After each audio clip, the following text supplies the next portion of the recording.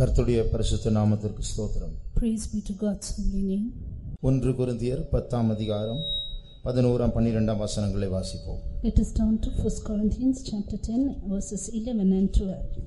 இவைகளெல்லாம் திருஷ்டாந்தங்களாக அவர்களுக்கு சம்பவித்தது உலகத்தின் முடிவு காலத்திலுள்ள நமக்கு எச்சரிப்பு உண்டாக்கும்படி எழுதப்பட்டும் இருக்கிறது. இப்படி இருக்க தன்னை நிற்கிறவன் என்று எண்ணுகிறவன் விழாதபடிக்கு எச்சரிக்கையாயிருக்க கடவன். இஸ்ரவேல் ஜனங்கள் வனாந்திரத்தின் வழியாக எகிப்திலிருந்து புறப்பட்டு பல ஆண்டுகளாக ஏறக்குறைய 40 ஆண்டு காலமாக வனாந்திரத்தின் பல பாதைகளில் அவர்கள் சென்று கடைசியாக அவர்கள் கானான் தேசத்திற்குள் பிரவேசித்தார்கள். The people of Israel set out from Egypt, journeyed through the wilderness for 40 years and finally gained entry into Canaan. அந்த 40 வருட பிரயாணத்தினுடைய முடிவில் அவர்களுடைய பிரயாணத்தில் பல சம்பவங்கள் உண்டானது. அவர்கள் அந்த பிரயாணத்திலிருந்து பல பாடங்களை நாமும் கற்றுக்கொண்டு வருகிறோம். There were various incidents that took place in their life towards the end of their journey, and we also learned something from that. நேற்று நாம் சில அடையாளங்களை கண்டு இந்த அடையாளங்கள் நிமித்தம் சபையினுடைய 2000 வருட பிரயாணமும் முடிவடைய போகிறது. இயேசு சீக்கிரமாய் வரப்போகிறார். நாம் எல்லாரும் மொத்தமாக பரம கானானுக்குள் பிரவேசிக்கும் நாள் வந்துவிட்டது, காலம் வந்துவிட்டது என்று அறிந்து கொண்டோம். Yesterday we saw certain signs through which we understood that we as a church, we are journeying towards the end of our journey, and very soon we are going to meet our Jesus and gain entry into a spiritual Canaan. ஆகையால் இஸ்ரவேல் ஜனங்களுடைய பிரயாணத்தின் முடிவுக்கு வந்தது போல நாமும் நம்முடைய பிரயாணத்தின் முடிவுக்கு வந்திருக்கிறோம். Therefore, as Israelites came to the end of the journey, we also take towards the end of our journey. நேற்று இஸ்ரவேல் ஜனங்களுடைய பிரயாணத்தின் முடிவிலிருந்து நாம் கற்றுக்கொண்டதான ஒரு பாடம் என்னவென்றால், yesterday one lesson that we learned from the end of the journey of the people of Israel. இந்த படத்தில் நாம் பார்க்கிறது போல அவர்கள் ஏதோமியர், மோவாபியர், எம்மோரியர், சீகோன், ஓக், 7 ஜாதிகள், இப்படிப்பட்டதான பல ஜாதிகளை அவர்கள் சந்தித்துதான் கானான் தேசத்துக்குள் பிரவேசிக்க வேண்டிய ஒரு சூழ்நிலை வந்தது. There came a situation in their life that they could enter into Canaan only after facing so many nations like Edomites, Moabites, Sihon, Og and certain kings like that. இஸ்ரவேல் ஜனங்களுடைய பிரயாணத்தின் முடிவில் யுத்தம் பெருகினது போல சபையினுடைய பிரயாணத்தின் முடிவில் யுத்தம் பெருக போகிறது, பெருகிக் கொண்டிருக்கிறது. As battles increase towards the end of the journey of the people of Israel, even so, even in the end of the journey of this church, battles keep on increasing. இதை பற்றி நேற்று பல காரியங்களை நாம் கற்றுக்கொண்டோம். எப்படி யுத்தங்கள் பல கோணங்களில் பெருகிக் கொண்டிருக்கிறது. Yesterday we learned certain things as to how battles increase in various angles. இதற்காக சபை இந்த யுத்தங்களை சந்திக்கவும் இந்த உபத்திரவங்களை சந்திக்கவும் சபைக்கு கர்த்தர் ஒரு ஆயுதத்தை கொடுத்திருக்கிறார். அதுதான் பாடுபடுகிற சிந்தை என்று நேற்று கற்றுக்கொண்டோம். And yesterday we understood that in order to face these battles, the Lord has given the church a weapon, which is the mind of suffering. இதுதான் தேவனுடைய சிந்தை. This is the mind of God. இயேசு இதை பற்றி சொன்னால் தேவனுக்கு அடுத்தவைகள். About this Jesus said the things meant unto God. அந்த தேவனுக்கு அடுத்தவைகள் என்று சொன்னால் நான் பூமிக்கு போக வேண்டும், மனுஷர்கள் மத்தியில் பிறக்க வேண்டும், அவர்கள் மத்தியில் நானும் பாடுபட வேண்டும், நான் சிலுவை சுமக்க வேண்டும், சிலுவையில் அறையப்பட வேண்டும், ரத்தம் சிந்த வேண்டும், மரிக்க வேண்டும். இதுதான் தேவனுக்கு ஏற்றவைகள். The things meant unto God are the things like enduring shames and reproaches, and we have to endure the cross, then be nailed or crucified on the cross, then die. மனுஷனுக்கு ஏற்றவைகள் என்று சொன்னால் நான் உயிரோடு இருக்க வேண்டும், நான் சாக கூடாது, நான் பாடுபடக்கூடாது, எனக்கு கண்ணீர் வேண்டாம், வேதனை வேண்டாம், சொகுசா இருக்க வேண்டும், நன்றாய் வாழ வேண்டும். இதுதான் மனுஷனுக்கு ஏற்றவைகள். While the things that savor unto man are the things like I should have no tears, I should have no pain or sufferings, but I should be at ease and comfort. இயேசுனுடைய சீஷர் மனுஷனுக்கு ஏற்றபடியே சிந்தித்து அதை அபிப்பிராயமாக இயேசுவுக்கு சொல்லி, ஆண்டவரே இது உமக்கு சம்பவிக்க கூடாது, நீர் மரிக்க கூடாது, நீர் பிழைக்க வேண்டும் என்று சொன்னபோது ஆண்டவர் அந்த பேதுருவை பார்த்து மனுஷனுக்கு ஏற்றவைகளை சிந்தித்து சிந்தித்து உனக்குள் சாத்தான் இப்பொழுது ஒரு சிந்தையை விதைத்திருக்கிறான், எனக்கு பின்னாலே போ சாத்தானே என்று சொன்னார். The disciples of Jesus, when they savored the things unto man and said, Lord, let it be far from thee that thou suffer, and you should not endure such pain and sufferings, and when they said it unto Jesus, Jesus said, said, Thou savorest the things unto man, get thee behind me, Satan. நாம் எல்லாரும் சேர்ந்து நம்முடைய பிரயாணத்தின் முடிவுக்கு வந்திருக்கிறோம். We are all come to the end of our journey. இஸ்ரவேல் ஜனங்களுக்கு நடந்தது போல நமக்கும் யுத்தம் பெருக போகிறது. Battles are going to increase as it was to the Israelites. யுத்தம் பெருகினால் தானாக வேதனைகள் பெருகும். When battles increase, pain and torment will increase. தேவனுடைய சித்தத்திற்குட்பட்ட சில வேதனைகள் உண்டு. There will be certain pain which are under God. தேவனுடைய சித்தத்திற்குள் இருக்கிற சில துக்கங்கள் உண்டு. There are certain griefs which are under the will of God. தேவனுடைய சித்தத்திற்குள் இருக்கிறதான சில கண்ணீர்கள் நஷ்டங்கள் உண்டு. There are certain tears and loss which are under the will of God. அதை நாம் சந்தித்து தான் ஆக வேண்டும். And we should certainly face it. தேவனுடைய சித்தத்திற்குள் இருக்கிற சில ஆபத்துகள் உண்டு. There are certain dangers which are amidst the will of God. அந்த ஆபத்தை நாம் சந்திக்க வேண்டும். And we should certainly face it. அதை சந்திப்பது ஆபத்து தான். அதை சந்திக்காமல் போனால் மரணம். We should certainly face it. If we don't face it, then it will be death. ஆகையால் அதனால்தான் ஆண்டவர் சொல்லுகிறார், தன் ஜீவனை காக்க ரட்சிக்க விரும்பி அந்த ஆபத்திற்குள் கால் வைக்காமல் ஒதுங்கி போகிறவன் அவன் பிழைப்பை தேடிதான் ஒதுங்கி போகிறான். ஆனால் அவன் பிழைக்க மாட்டான், மரிப்பான், அவன் சாவான். That is why Jesus said, he that is trying to save his life, he that is trying to be out of danger, he will only find death in his life. இதனாலதான் நாம் பாடுபட பழக வேண்டும். இந்த மாம்சம் பாடுபடுவதற்கு ஒப்பு கொடுக்க வேண்டும். That is why we should practice to suffer and yield this flesh to suffer for God. நம்முடைய ஜீவிதத்தில் இருக்கிறதான சில பாவங்கள், சில கெட்ட சுபாவங்கள் இந்த வேதனையின் ஊடாக தான் சரிபடும். அது அப்பொழுதுதான் வளர்ச்சியும் உண்டாகும். Certain sins and unclean natures in our life, they will be set right only through these sufferings. இது நிமித்தம்தான் நாம் வேதத்தில் வாசிக்கிறோம், தீமோத்தேயுவிடத்தில் பரிசுத்த பவுல் சொல்லுகிறார், நல்ல போர் சேவகனாக, கிறிஸ்துவின் நல்ல போர் சேவகனாக தீங்கு அனுபவி.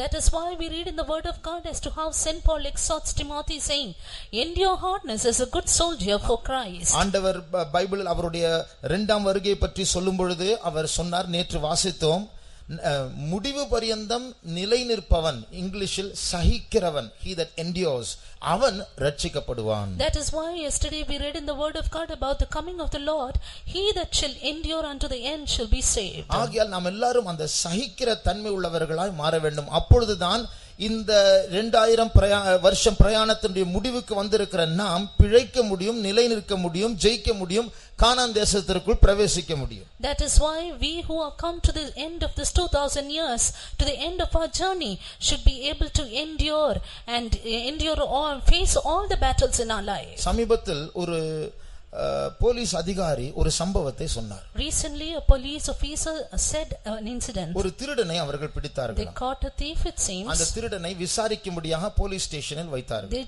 kept him under the custody in order to inquire him. அவர் வெறும் லுங்கி மாத்திரம் அணிந்து கொண்டிருந்தார், மேலே ஒன்றும் இல்லை. He just had a lungi and nothing else. அவர் பாவமான ஒரு மனுஷனை போல, பாவப்பட்ட ஒரு மனுஷனை போல அப்படியே உட்கார்ந்து கொண்டிருந்தார். He was found as a simple, a poor man.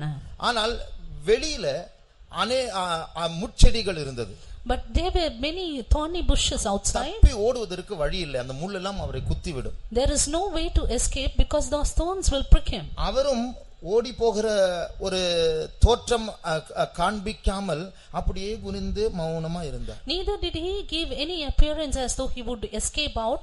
He was just silent. போலீஸ்காரர் கொஞ்சம் அசதியா இருக்கும்போது திடீரென்று பறந்து விட்டார். அந்த முட்புதருக்குள் அவர் பாய்ந்து அவர் போய்விட்டார். இந்த போலீசாரால் அந்த புதருக்குள் போக முடியவில்லை. When the policemen were a little slack in their duty, he suddenly flew off and they could not find him. கண்டிப்பாக அந்த முள் அவருடைய தோலை கிழித்திருக்கும். And surely the thorns would have torn apart his flesh. ஆனால் அவர் இப்படி நடித்து ஓடாதவரை போல, பாவப்பட்ட மனுஷனை போல் உட்கார்ந்து கொண்டு இருக்கும்போது தன்னுடைய சிந்தையை பலப்படுத்தி கொண்டிருக்கார். இப்பொழுது கொஞ்சம் நேரத்தில் நான் ஓட போகிறேன், ஓடும்போது முள் என்னை கிழிக்கும், அந்த கிழிக்கிற வேதனை நிமித்தம் என் வேகம் குறையக்கூடாது, எப்படியாவது இந்த போலீஸ் இடத்திலிருந்து தப்பித்து ஓட வேண்டும் என்று அந்த சிந்தையை பலப்படுத்தி கொண்டே இருந்திருப்பார். But the time when he pretended before the policeman that he was a poor man, he kept on preparing his mind, saying, when I escape this place, surely the thorns will prick me, but I should not lessen or decrease my speed. அந்த சிந்தையோடு தான் அந்த முட்புதருக்குள் அவர் பாய்ந்திருப்பார். It is with this thought he would have gone through that thorny bush. இந்த சிந்தை இல்லாமல் இருந்திருக்கும் என்றால் அந்த முட்கள் அவரை கிழிக்கும் போது அப்படி நின்று கத்தி இருப்பார். Had he not had the thought, when he went through the thorny bush, he would have shouted in pain. இது போல பல வேதனைகள் நம்முடைய ஜீவியத்தையும் தாக்கும். அதன் மத்தியில் ஓடிக்கொண்டே இருக்க, நடந்து கொண்டே இருக்க, கானான் தரிசனம் உள்ளவர்களாக நாம் சிந்தையில் இந்த சிந்தையை ஆயுதமாய் தரித்துக் கொள்ள வேண்டும். Likewise, surely afflictions and torments will take place in our life, but we need to have the mind of suffering in order to go through it with all preparation. கிறிஸ்துவின் நல் போர் சேவகனாக தீங்கு அனுபவி. Endure hardness as a good soldier of Christ. ஒரு தேசத்தை பாதுகாக்கிறதான போர் சேவகர்களும் தீங்கு அனுபவிக்க வேண்டும். அதற்காக அவர்கள் பயிற்சி எடுப்பார்கள். Soldiers who defend the country, they take practices in order to defend it. சில ட்ரெய்னிங், சில பயிற்சி முகாம்கள் உண்டு, பிரைவேட் பயிற்சி முகாம்கள். அதாவது ஒரு தேசத்தை பாதுகாக்கும்படியாக பயிற்சி எடுக்கிறதான முகாம்கள். There are private training camps in order to train them to defend the country. அந்த முகாமே கொடூரமா இருக்கும். And that will be very cruel. Training எடுக்கும் பொழுதே மரிக்கலாம். Even as they take training, they would die. ஆனால் அதில் பாஸ் ஆனால் அவர்கள் தேசத்தை பாதுகாக்கக்கூடியதான ஒரு மனுஷ சேனையா மாறுவார்கள். But if they pass, then they will be one man army prevailing over the other nations. அப்போ அப்படிப்பட்டதான கொடூரமான ட்ரெய்னிங் உண்டு. There are such cruel, harsh treatments. ஒரு முறை ஒரு மெட்ராஸில் சில இந்தியாவை பாதுகாக்கிறதான சில வீரர்கள் செங்கல்பட்டிலிருந்து ஏறக்குறைய 30 கிலோமீட்டர் தாண்டி ஆபீசர்ஸ் ட்ரெய்னிங் அகாடமி OTA என்கிறதான சென்ட் தாமஸ் மவுண்டில் இடம் உண்டு. அது வரைக்கும் அவர்கள் ஓட வேண்டும். And at one time in Madras, the soldiers who were defending the country, they have to run in Madras from Chengalpet till OTA, which is at St. Thomas Mount. அவர்களுடைய தலைவர்களும் அவர்களோடு கூட ஓடுகிறார்கள். And even their leaders would run along with them. SRM college வந்தபோது, when they came near SRM college, சிலர் மயங்கி விழுந்தார்கள். some fainted away. பக்கத்தில் ஹாஸ்பிடல் இருக்கிறது. There was hospital nearby. அவர்களை நடத்தினதான மேஜர்ஸ் ஆபீசர்ஸ் என்ன செய்தார்கள் தெரியுமா? But the officers who led them, you know what they did? அவருடைய சட்டையை பிடித்து இழுத்து தூக்கி முகத்தில் தண்ணியை தெளித்து, ஒரு ஹாஸ்பிடலும் கிடையாது, நீங்க செத்தாலும் சாக வேண்டும், அங்க போய் தான் ட்ரீட்மெண்ட், முதலாவது OTA போய் சேர வேண்டும் சொல்லி ஓட வைத்தார்கள். They caught hold of their shirt, they lifted them up, poured water into their face and said, no more treatments in these hospitals, you just have to run till OTA. அப்போ இவ்வளவு கொடுமையாக இவர்களுக்கு பயிற்சி இருக்கும் என்றால், தேசத்தை பாதுகாக்க வேண்டும் என்றால் இவ்வளவு கொடுமை இருக்கும் என்றால், நாம் உலகத்தை பாதுகாக்கக்கூடியவர்கள், நம்மை பாதுகாக்கக்கூடியவர்கள், சபையை பாதுகாக்கக்கூடியவர்கள், சாத்தானை ஜெயிக்க வேண்டியவர்கள், நம்முடைய ட்ரெய்னிங் எப்படி இருக்க வேண்டும்? If this should be the training for the people who defend the country, we who are called to defend ourselves, to defend the church and the truth, how much more we should practice and train our lives. இப்படிப்பட்ட கடினமான பாதையில் நாம் வளர வேண்டும் என்கிற நல்ல எண்ணத்தோடு தேவன் நம்மை நடத்தும் பொழுது, நாம் சொகுசானவர்களாய் இருந்தால் தீங்கு அனுபவிக்க மாட்டோம், ஓட்டத்தை முடிக்க முடியாது. When God leads us through difficult paths with such good intention, if we are unable to endure evil, then we cannot finish our race. வெளிப்படுத்தல் 22ஆம் அதிகாரத்தில், turning to book of Revelation chapter 22, 11ஆம் 12ஆம் வசனங்களை வாசிக்கும்போது, and verses 11 and 12, நம்மில் அநேகருக்கு அறிமுகமான 2 வசனங்களை அங்கே நாம் பார்க்கலாம். 2 verses which is more familiar to all of us. அந்த 12ஆம் வசனம் சொல்லுகிறது, இதோ நான் சீக்கிரமாய் வருகிறேன். Verse 12 says, behold, I come quickly. அந்த வருகை நாட்களில் ஜனங்கள் இரண்டாக பிரிக்கப்படுவார்கள். During the days of the coming of the Lord, people shall be parted into two. ஒரு குரூப் ஜனங்களை பற்றி அசுத்தமா இருக்கிறவர்கள் இன்னும் அசுத்தமா இருக்கட்டும். About one group of people, he that is unholy or filthy, let him be filthy still. இந்த வசனமானது பைபிளில் இருப்பது ஒரு அதிர்ச்சியூட்டும் காரியம். This verse in the Bible is something shocking. நானா இருந்தால் இயேசு சீக்கிரமா வரப்போகிறார், தயவு செய்து எல்லாரும் ஆயத்தப்படுங்கள் என்று தான் சொல்லுவேன். ஆனால் பைபிள் சொல்லுகிறது, இதோ சீக்கிரமா வருகிறேன், அசுத்தமா இருக்கிறவன் ஆயத்தப்படுங்கள் என்று, இன்னும் அசுத்தமா இருக்கட்டும். But if I were in that place, I would say Jesus is coming soon, therefore all get ready. But here it is said, he that is filthy, let him be filthy still. அதனுடைய அர்த்தம் என்னவென்றால், இதற்கு மேல் நீ தாமதம் பண்ணினால், அசதியா இருந்தால், ஆவிக்குரிய ஜீவிதத்தில் நித்திரை செய்தால், ஒரு காற்றை போல அசுத்தமானது அடித்து விடும், நீ மறுபக்கத்தில் போய் விடுவாய். It means if you wait, if you delay still more, then there will be a wind which take you away to the other side. அதே நேரத்தில் பரிசுத்தமாய் இருக்கிறவன் இன்னும் பரிசுத்தமாய் இருக்கட்டும். At the same time, he that is holy, let him be holy still. அநியாயம் செய்கிறவன் இன்னும் அநியாயம் செய்யட்டும், நீதி செய்கிறவன் இன்னும் நீதி செய்யட்டும். He that is unjust, let him be unjust still, and he that is righteous, let him be righteous ஆகிய still. ஒரு குரூப் ஜனங்கள் அவர்கள் பரிசுத்தத்திலிருந்து பரிசுத்தத்திற்கு, நீதியிலிருந்து இன்னும் நீதிக்கு அவர்கள் கடந்து செல்வார்கள். Therefore one group of people will head on from holiness and righteousness to even more of the holiness and righteousness of God. வேறொரு கூட்டம் ஜனங்கள் அவர்கள் இன்னும் அநியாயத்தில் பெருகிக் கொண்டே இருப்பார்கள். While there will be another group of people who increase their injustice. இதை நம்முடைய கண்களுக்கு முன்பாக பார்க்கலாம். And we can see it before our eyes. ஏசாயா 5ஆம் அதிகாரம் 20ஆம் வசனத்தை வாசிக்கும்போது, Turning to the book of Isaiah chapter 5 and verse 20, தீமையே நன்மை என்று சொல்லுகிற ஒரு கூட்டத்தார் இருக்கிறார்கள், நன்மையே தீமை என்று சொல்லுகிற ஒரு கூட்டத்தார் இருக்கிறார்கள். There are people who call evil as good and good as evil. வாசியுங்கள். தீமையை நன்மை என்றும் நன்மையை தீமை என்றும் சொல்லி இருளை வெளிச்சமும் வெளிச்சத்தை இருளுமாக பாவித்து கசப்பை தித்திப்பும் தித்திப்பை கசப்பும் என்று சாதிக்கிறவர்களுக்கு ஐயோ. இவர்கள் தான் நியாயத்தை புரட்டுகிறவர்கள். These are the one who pervert judgment. இவர்கள் தான் அநியாயம் செய்து அந்த அநியாயத்தை நியாயம் என்று சொல்லுகிறவர்கள். These are the ones who work injustice and say it is just. இவர்கள் தான் இருளின் கிரியைகளை நடப்பித்து இது நல்லது என்று சொல்லுகிறவர்கள். These are the ones who have the work of darkness and say it is good. அதை செய்வது மாத்திரமல்ல, நன்மை செய்கிறவர்கள் இவர்கள் தாக்குவார்கள். Not only that they say it, they even attack those ones who do good. இது இன்றைக்கு பூமியில் நடந்து கொண்டிருக்கிறது. இதை பற்றி ஒரு பெரிய பிரசங்கமே பண்ணலாம். This is happening today in the world and we can give a long sermon about it. ஆகையால் பிரயாணத்தின் முடிவுக்கு வந்திருக்கிறதான நம்மை, வெளிச்சத்தில் இருக்கிறதான நாம், நீதி செய்ய வேண்டும் என்று முயற்சி செய்கிறதான நம்மை அநியாயம் தாக்க போகிறது.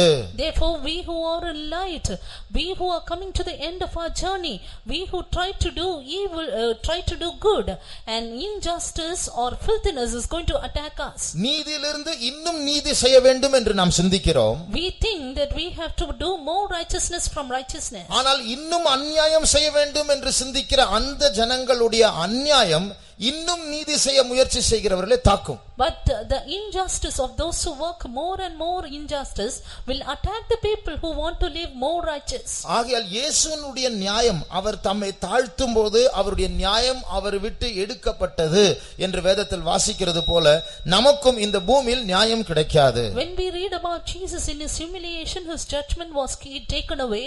So also in this earth we will have no justice. ஆகையால் நியாயம் இல்லாமல் கிறிஸ்தவர்களுக்கு, தேவனுடைய பிள்ளைகளுக்கு, பரிசுத்தத்தில் வளர்கிறவர்களுக்கு நியாயம் இல்லாமல் போகிற நேரத்தில் அந்த தீங்கை ஏற்றுக்கொள்ள நம்முடைய மனதை ஆயத்தப்படுத்த வேண்டும். Therefore in this time when the Christians and the people of God have no more justice upon the earth, we have to prepare our minds to endure that. இன்றைக்கு நாம் என்ன பிரசங்கம் பண்ணுகிறோம்? And what do we preach today? இயேசுவை போல சத்துருக்களை நேசிக்க வேண்டும். We have to love our enemies like Jesus. இயேசுவை போல நமக்கு தீங்கு செய்கிறவர்களை மன்னிக்க வேண்டும். Forgive them that do evil as Jesus did. மனுஷர்கள் மத்தியில் நமக்கு யாரும் சத்துருக்கள் கிடையாது. And we have no enemies among men. இதுதான் நாம் செய்கிற பிரசங்கம். This is the sermon that we give today. இயேசு நானே வழியும் சத்தியமும் ஜீவனுமா இருக்கிறார். ஆகையால் இயேசுவை இரட்சகராய் ஏற்றுக்கொள்ளுங்கள். அவர் ஒரு தீமையான காரியத்தை செய்யவும் இல்லை, பிரசங்கம் பண்ணவும் இல்லை, அவர் ஏற்றுக்கொள்ளுங்கள் என்று சொல்லுகிறோம். We say Jesus the way, the truth and the life. He has done no injustice. He is holy. Therefore accept him, we say. ஆனால் இயேசு என்ன சொன்னார்? But what did Jesus say? என் நாமம் நிமித்தம் எல்லா மனுஷர்களால் நீங்கள் பகைக்கப்படுவீர்கள். Ye shall be reproached of all men for my name's sake. அவனை போட்டு அடி, இவனை விடாத, கொலை செய் என்று நாம் பிரசங்கம் பண்ணினால் பகைக்கப்படுவதற்கு காரணம் உண்டு. நன்மையை பிரசங்கம் பண்ணுகிறோம், சத்துருக்களை நேசியுங்கள், யாருக்கும் தீங்கு செய்யக்கூடாது, இதுதான் பிரசங்கம் பண்ணுகிறோம். ஆனால் எல்லா மனுஷர்களால் பகைக்கப்படும் காலம் வரும் என்று இயேசு சொன்னார். We only preach good, we don't preach evil. We say love your enemies, bless them that do evil for you.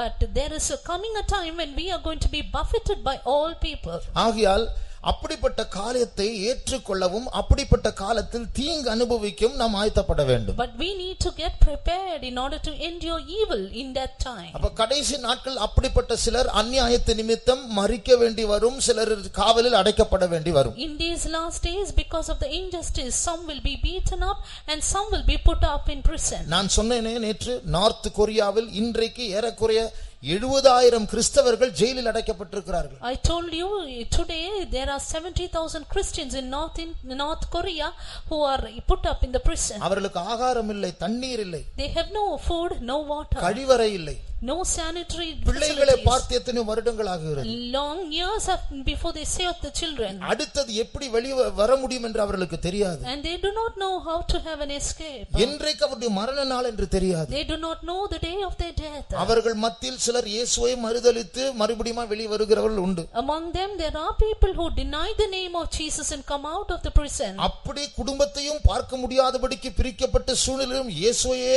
பற்றிக்கொண்டு மரிக்கிறவர்களும் உண்டு. While there are the people who are ready to take up death in their lives, not seeing their families for long years. ஆகையால் அதே போல நாமும் அந்த நல்ல ஒரு தைரிய சிந்தை உள்ளவர்களாக மாற வேண்டும். Therefore we also need to be emboldened and have a bold mind. இதுதான் நேற்று நாம் படித்ததான முதலாவது பாடம். This is the first lesson that we learned yesterday. இரண்டாவது நாம் படிக்க போகிற பாடம், The second lesson that we are going to learn, இஸ்ரவேல் ஜனங்கள் ஒரு பெரும் கூட்டமாக அவர்கள் இந்த வனாந்தரம் வழியாக போய் கொண்டிருக்கிறார்கள். the people of Israel as a great multitude, they were going through the wilderness. ஒருவர் இப்படி கணக்கு சொன்னார். One person said about the census. நாம் பவனி போகும்போது மூன்று பேராக போகிறோம். ஒரு பவனியின் போகும்போது In a procession, in each row we go 3 by 3. ஒருவேளை இஸ்ரவேல் ஜனங்கள் அந்த செங்கடலை கடக்கும்போது 2 பேராய் போயிருப்பார்கள் என்றால், If the people of Israel when crossing the Red Sea have gone 2 by 2, அவர்கள் அந்த செங்கடலை கடப்பதற்கு 35 பகலும் 35 ராத்திரியும் ஆயிருக்குமா? then it would have taken 35 days and 35 nights to cross the Red Sea. இல்லாவிட்டால் 800 மைல் அந்த அவர்களுடைய அந்த பவனினுடைய நீளம் இருந்திருக்கும். Or the procession would be of the length of 800 miles. ஆனால் ஒரே ராத்திரியில் செங்கடலை கடந்து விட்டார்கள். But in a single night they crossed the Red Sea. அப்படி என்றால் அவர்கள் 2 பேராய் போயிருக்க முடியாது, 5000 பேராய் போயிருக்க வேண்டும். ஒரு வருஷனுடைய நீளம் 3 மைலா இருந்திருக்கும் என்று சொல்லுகிறார். If it be so, they would have gone 5,000 people in a single row, and the length of one row would have been 3 miles. செங்கடலை கடந்து போகும்போது ஒரு தண்ணீர் சுவர் இன்னொரு தண்ணீர் சுவருக்கும் இடையில் 3 மைல் அளவு இருந்திருக்கும். Therefore when they crossed the Red Sea, between 2 heaps of water which stood as a wall around them, there would have been a distance of 3 miles. அந்த பெரிய சேனை 3 மைல் அளவில் ஒரு வருஷம் இருக்கிறது. அவர்கள் தான் இப்போது பிரயாணத்தின் முடிவில் கானான் தேசம் கிட்ட அவர்கள் நடந்து போய் கொண்டே இருக்கிறார்கள். Just one row about 3 miles, and now they are coming to the end of the journey, Canaan. இப்பொழுது அவர்கள் இந்த ஏதோமியரையும் மோவாபியரையும் ஜெயித்து கடந்து இப்பொழுது கானான் தேசத்திற்குள் பிரவேசிக்கிற நேரத்தில், Now at this time when they prevailed over Edomites, Moabites and other nations, and were trying to enter into Canaan, 7 ஜாதிகளை அவர்கள் சந்தித்து ஜெயிக்க வேண்டிய சூழ்நிலை வந்தது. there came a situation where they had to prevail over 7 nations. இந்த படத்தில் நாம் பார்க்கும் இந்த 7 ஜாதிகள், As we see 7 nations in this map, கிர்காசியர், பெரிசியர், ஏவியர், ஏத்தியர், எமோரியர், கானானியர், எத்தனையோ ஜாதிகள். உபாகமம் 7ஆம் அதிகாரம் 1ஆம் வசனத்தில் அந்த 7 ஜாதிகளுடைய பெயர்களை வாசிக்கலாம். in Deuteronomy 7:1 we read about the names of the 7 nations. அந்த 7 ஜாதிகள் என்னதென்று இப்பொழுது நாம் படிக்க போகிறதில்லை. Now we are not going to learn about those 7 nations. ஆனால் இந்த 7 ஜாதிகள் இஸ்ரவேல் ஜனங்கள் சுதந்திரிக்கிறதான அந்த நாட்டை இவர்கள் முந்திக் கொண்டு அங்கே உட்கார்ந்து விட்டார்கள். But these 7 nations had gone ahead before the people of Israel in order to inhabit the land of Canaan. இது எழுத்தின் பிரகாரமாக ஒரு பிசாசினுடைய செயல். Literally this is a work of the devil. இவர்கள் இந்த ஒவ்வொரு ஜாதியும் இஸ்ரவேலை பார்க்கலும் பலத்த ஜாதிகள். Each of these nations are stronger than the people of Israel. அப்படிதான் பைபிளில் சொல்லப்பட்டிருக்கிறது. That's what the Bible says. அந்த 7 ஜாதிகள் ஒவ்வொரு ஜாதியும் இஸ்ரவேலை விட பலத்த ஜாதிகள். Each of the 7 nations were stronger than the people of Israel. அந்த 7 ஜாதிகள் மத்தியில் பெரிய பெரிய ராட்சதர்களும் இருந்தார்கள். And there were also great giants amongst the 7 nations. கர்த்தருடைய சித்தமானால் அந்த ராட்சதர்களை பற்றி நாளைக்கு படிக்க போகிறோம். God willing, about the giants we shall learn tomorrow. இந்த 7 ஜாதிகள் இஸ்ரவேல் ஜனங்கள் கானான் தேசத்தை சுதந்தரிப்பதற்கு முன்பாகவே வந்து அந்த இடத்தில் அவர்கள் பரவி இருப்பதற்கு ஒரு காரணம் உண்டு. There is one reason for which these 7 nations had gone ahead the people of Israel.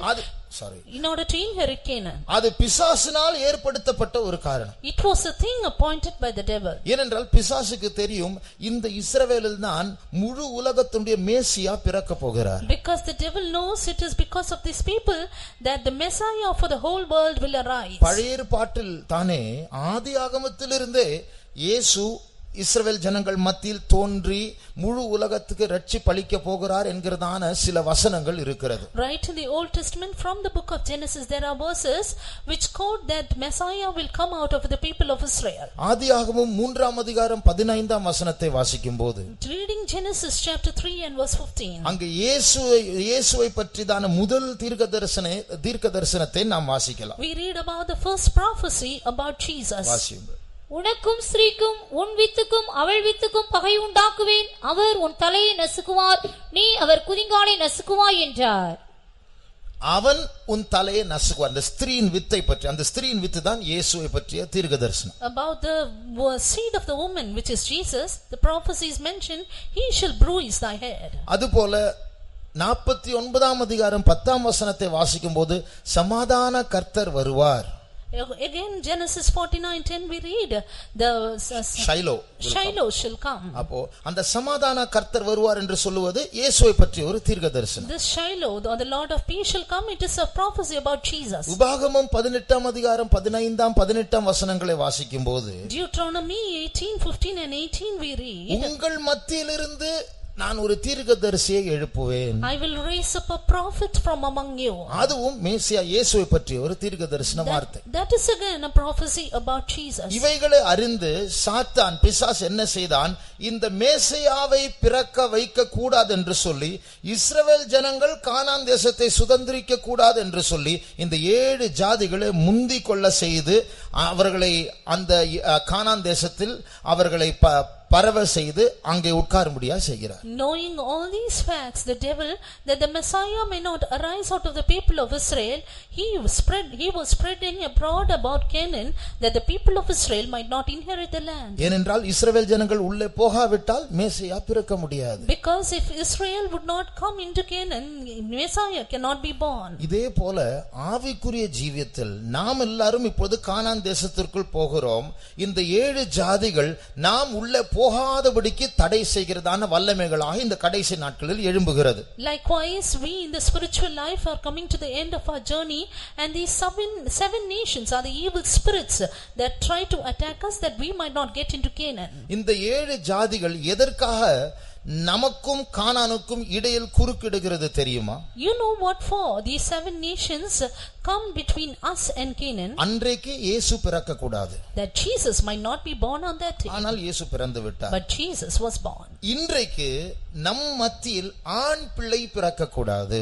Today that man child might not be born in our midst. வெளிப்படுத்தல் 12ஆம் அதிகாரத்திற்கு வேதத்தை திருப்பும் பொழுது, Turning our Bibles to Revelation chapter 12. வானத்தில் ஒரு ஸ்திரீ சந்திரனின் மேல் நின்று கொண்டு இருக்கிறாள். There was a woman standing upon the moon. அவள் ஒரு அடையாளமாக, இங்கிலீஷ்ல வண்டர், ஒரு ஆச்சரியமாக அங்க இருக்கிறாள். She was standing as a great wonder there. அப்போ அவள் ஒரு பிள்ளையை பெற்றெடுக்கிறாள். She begat a child. அந்த ஸ்திரீ சபையை குறிக்கிறது. The woman shows the church. அந்த ஸ்திரீக்குள் இருக்கிற அந்த ஆண் பிள்ளையை சபையில் ஜெயம் கொள்ளுகிறவர்கள், பூர்ணம் அடைகிறவர்கள், இயேசுவின் வருகையில் எடுத்துக் கொள்ளப்படுகிறதான கூட்டத்தாரை குறிக்கிறது. The man child in that woman shows the overcomers, the ones who are going to be perfected, caught up at the coming of Jesus. ஆகையால் அந்த கூட்டத்தார் பிறக்க கூடாது, இயேசுவின் வருகையில் அவர்கள் எடுத்துக் கொள்ளப்படக்கூடாது என்று தடை செய்யும்படியாக இந்த 7 ஜாதிகள், அதாவது ஒரு கூட்டம் பிசாசு சபைக்கும்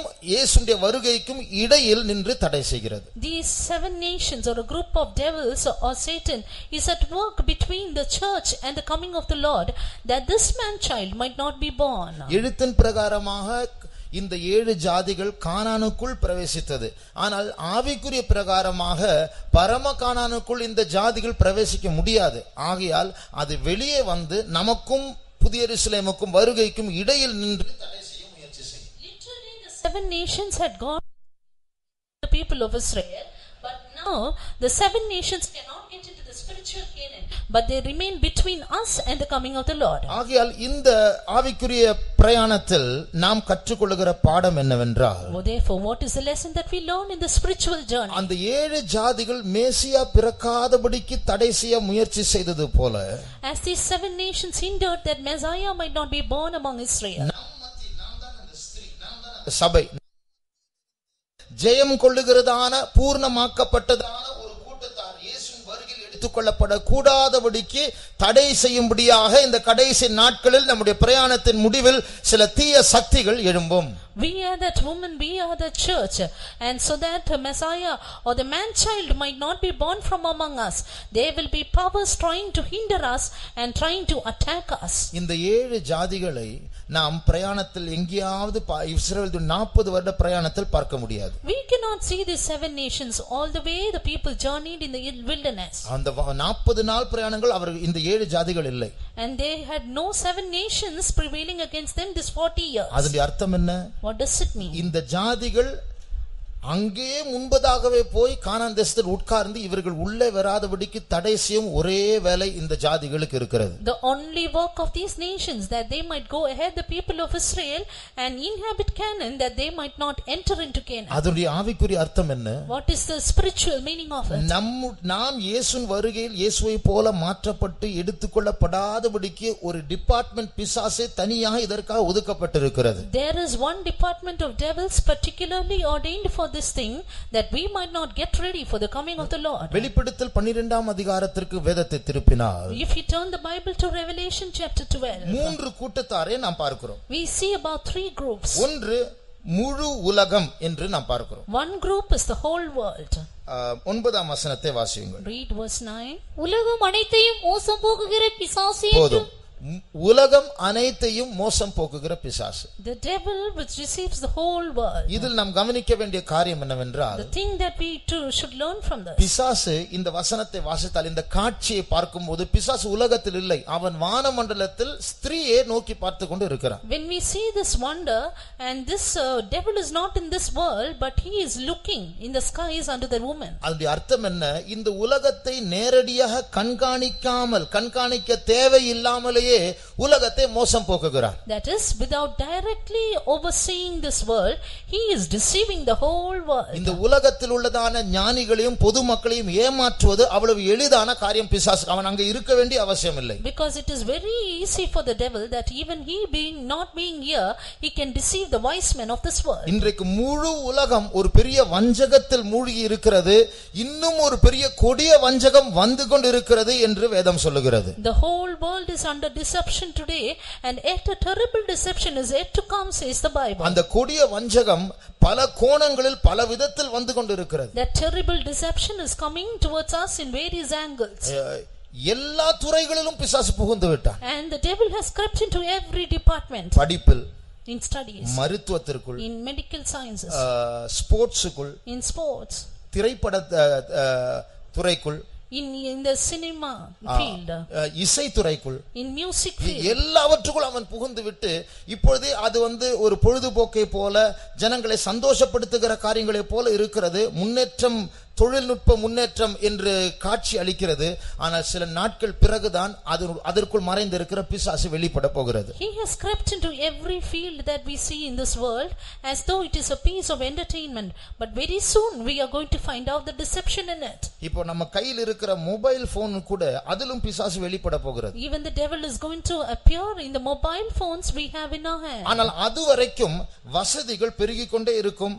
இன்னும் அதிகமாக வசதிகள் பெருகும். சமீபத்தில் கேள்விப்பட்டேன், சில மொபைல் போன் இப்போது கண்ணாடியோடு கூட வருகிறதாம். அந்த கண்ணாடியை போட்டு அந்த மொபைல் போனை கண்ணாடிக்குள் வைத்தால் பார்க்கிற காட்சிகளை 3 டைமென்ஷனாக 3D ஆக பார்க்கலாமா.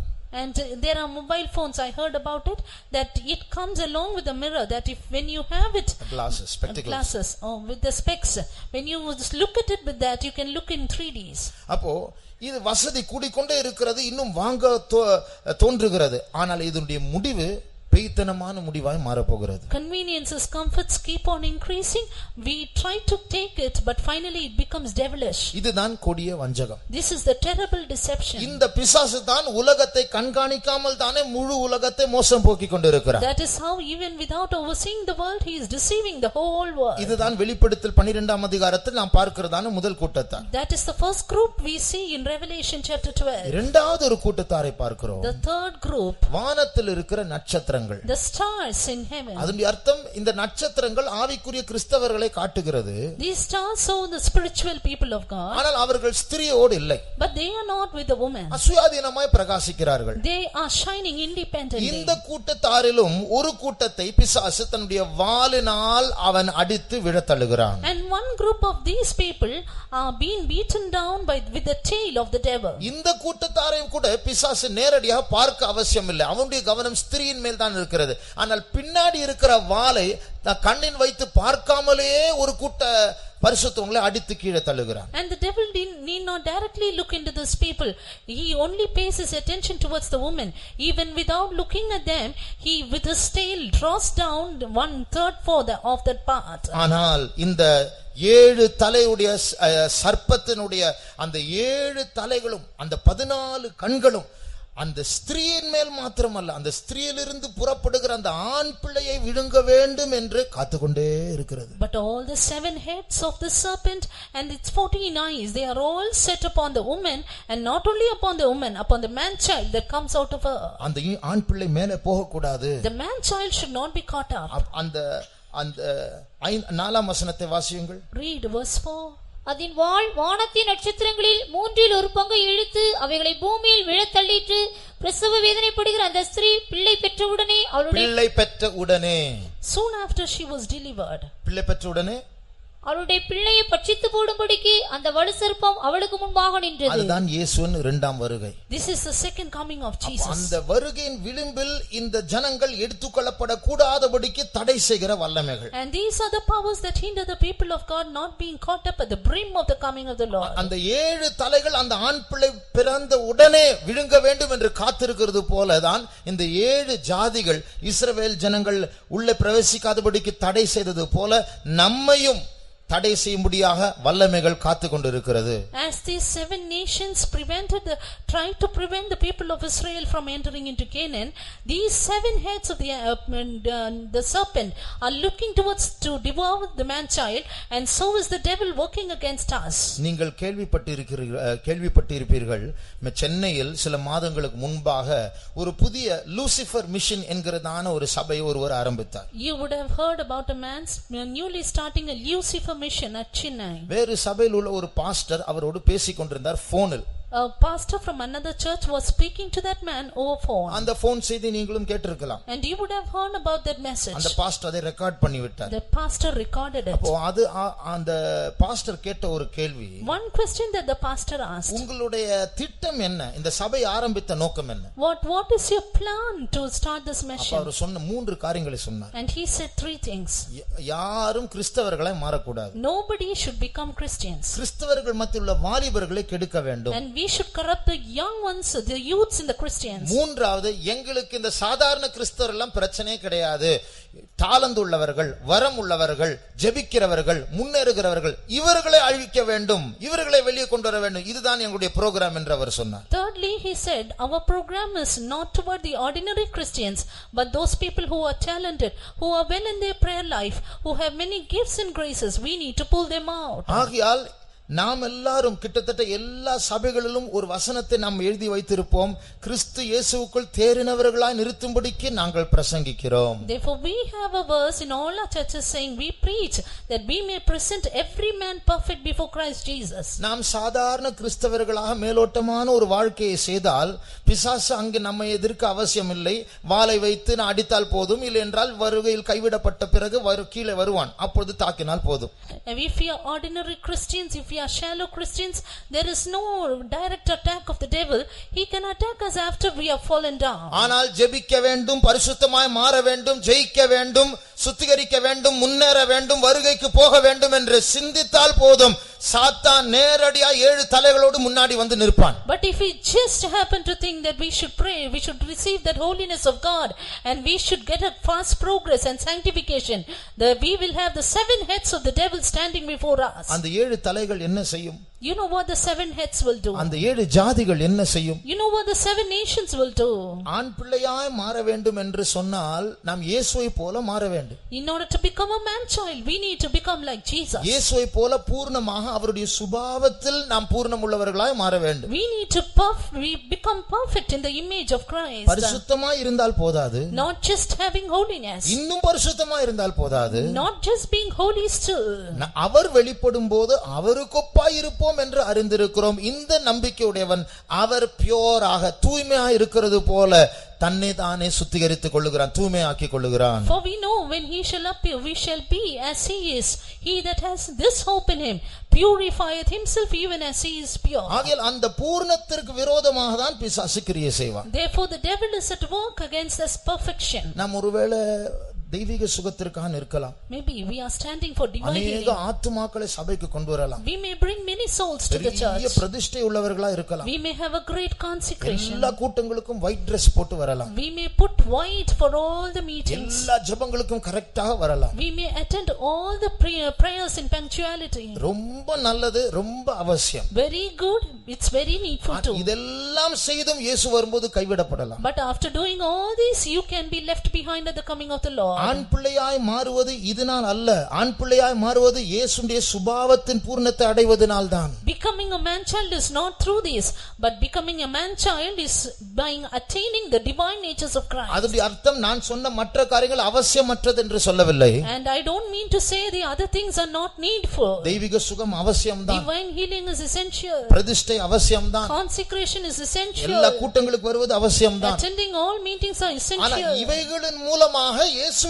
சுபாவத்தில் வளர வேண்டும். But through this we need to grow in the divine natures of Christ. இதை நாம் மறந்து விட கூடாது. Don't forget this. ஒரு முறை ஒரு இளம் தம்பதி, அவர்கள் அப்பொழுதுதான் கல்யாணம் ஆயிருக்கிறார்கள், பாஸ்டர் டியூ தாமஸ் அவர்களை, நம்முடைய முன்னாள் தலைமை பாஸ்டர் அவர்களை பார்க்க சென்றார்கள். Once a new couple, they went to see our late chief pastor, Pastor T.U. Thomas. அப்போ அந்த புருஷன் சொன்னார், பாஸ்டர் நான் வெளிநாட்டில் இருக்கிறேன், என் மனைவி சீக்கிரமாக விசா கிடைக்கணும், என்ன ஜாயின் பண்ணணும், அதற்காக ஜெபித்துக் கொள்ளுங்கள் என்று சொன்னார். Then the husband said, Pastor, I am in foreign country and my wife should soon get the visa to join me to that country. உடனே பாஸ்டர் சொன்னார், don't pray for that, அதற்காக ஜெபிக்க வேண்டாம், அது கர்த்தர் பார்த்துக் கொள்வார், உன்னுடைய சுபாவ வளர்ச்சிக்காக ஜெபி என்று அவர் சொன்னார். Then soon Pastor T.U. said, don't pray for that, you pray for the growing of divine natures in you. அப்போ இதுதான் இந்த காலத்தில் பிரயாணத்தின் முடிவில் வந்திருக்கிறதான நமக்கு நம்முடைய பிரேயர் லிஸ்ட் ஒன்று இருக்குமே, அதுல முதல்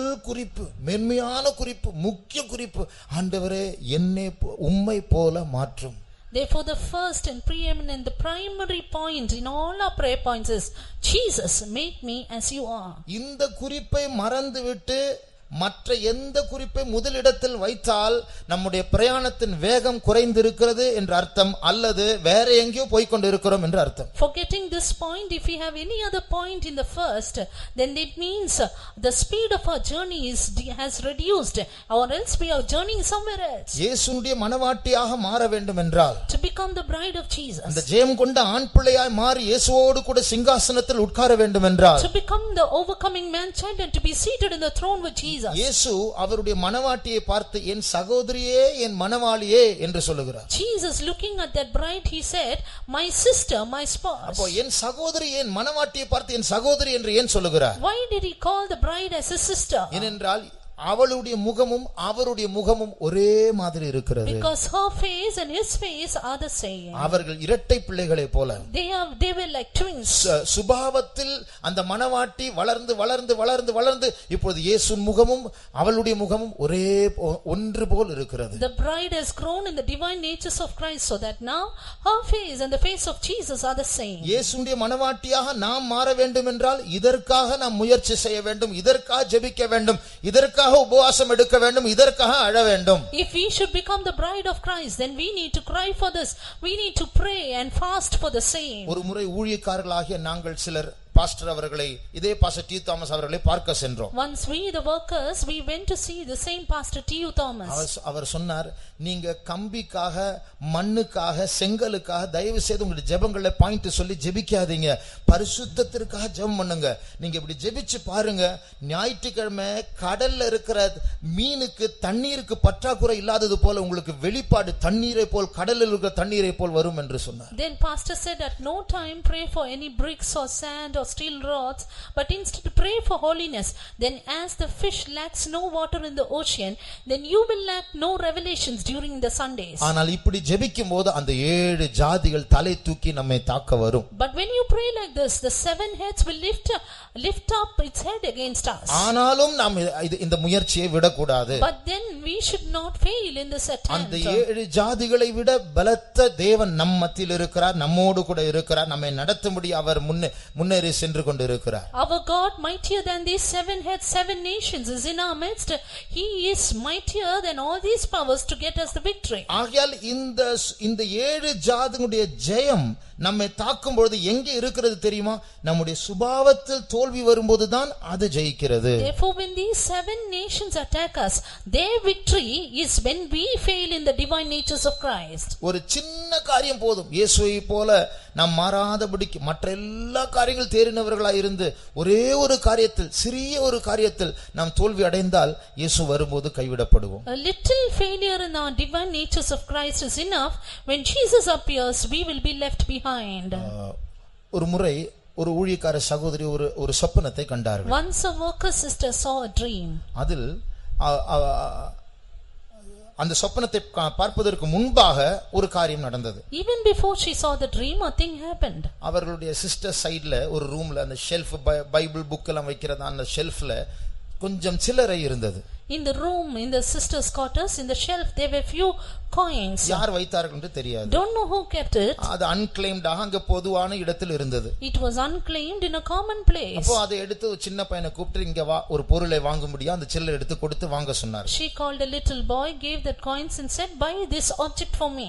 அன்றைக்கு ராத்திரியோ அடுத்த ஒரு சில ராத்திரிகள் கழித்தோ அவர்கள் ஒரு சொப்பனத்தை கண்டார்கள். I think she saw the dream that night or some nights afterward. இயேசு வந்து விட்டார். That Jesus had come. எல்லாரும் பறக்கிறார்கள். Everyone were flying. இந்த சகோதரியும் பறந்து விட்டார்கள். This sister also flew away. மத்திய ஆகாயத்தில் திடீரென்று ஒரு சிந்தை வந்தது, நான் சில்லறை எடுத்து விட்டேன். அதை சிந்தித்த உடனே கீழே விழுந்து விட்டார்கள். But in the midair suddenly she had the thought, I took those coins that day, and she fell down. அழுது அடுத்த நாள் ஊழியக்கார கூட்டத்தில் சாட்சியாய் சொன்னார்கள். The very next day in the workers meeting she cried and told this testimony. சில்லறை எடுத்தால் வருகையில் கைவிடப்படுவோம் என்றால் அவர்கள் கொஞ்சமாவது பறந்து விழுந்தார்கள், நாம் பறக்க ஆரம்பிக்கவே மாட்டோம். If just taking the coins she flew for some extent and then fell down, we will not fly at all. ஆகையால் இன்னும் அதிகமாய் வேகமாய் ஓட வேண்டிய நாட்கள் வந்திருக்கிறது. Therefore we are come to the time we have to run with greatest speed. இப்போ ஊழியக்காரனாக என்னை எடுத்துக்கொண்டால், consider me the worker. Zion என்றால் என்ன என்று யாராவது என்னிடத்தில் கேட்டால், if anyone would ask me what is Zion, அநேக பிதாவின் வீட்டில் அநேக வாசஸ்தலங்கள் உண்டு, புதிய பூமி, புதிய வானம், புதிய எருசலேம். அந்த புதிய எருசலேமில் ஒரு முக்கியமான இடம் உண்டு, அதுதான் சியோன், அதுதான் முழு நித்தியத்தினுடைய தலைநகரம்.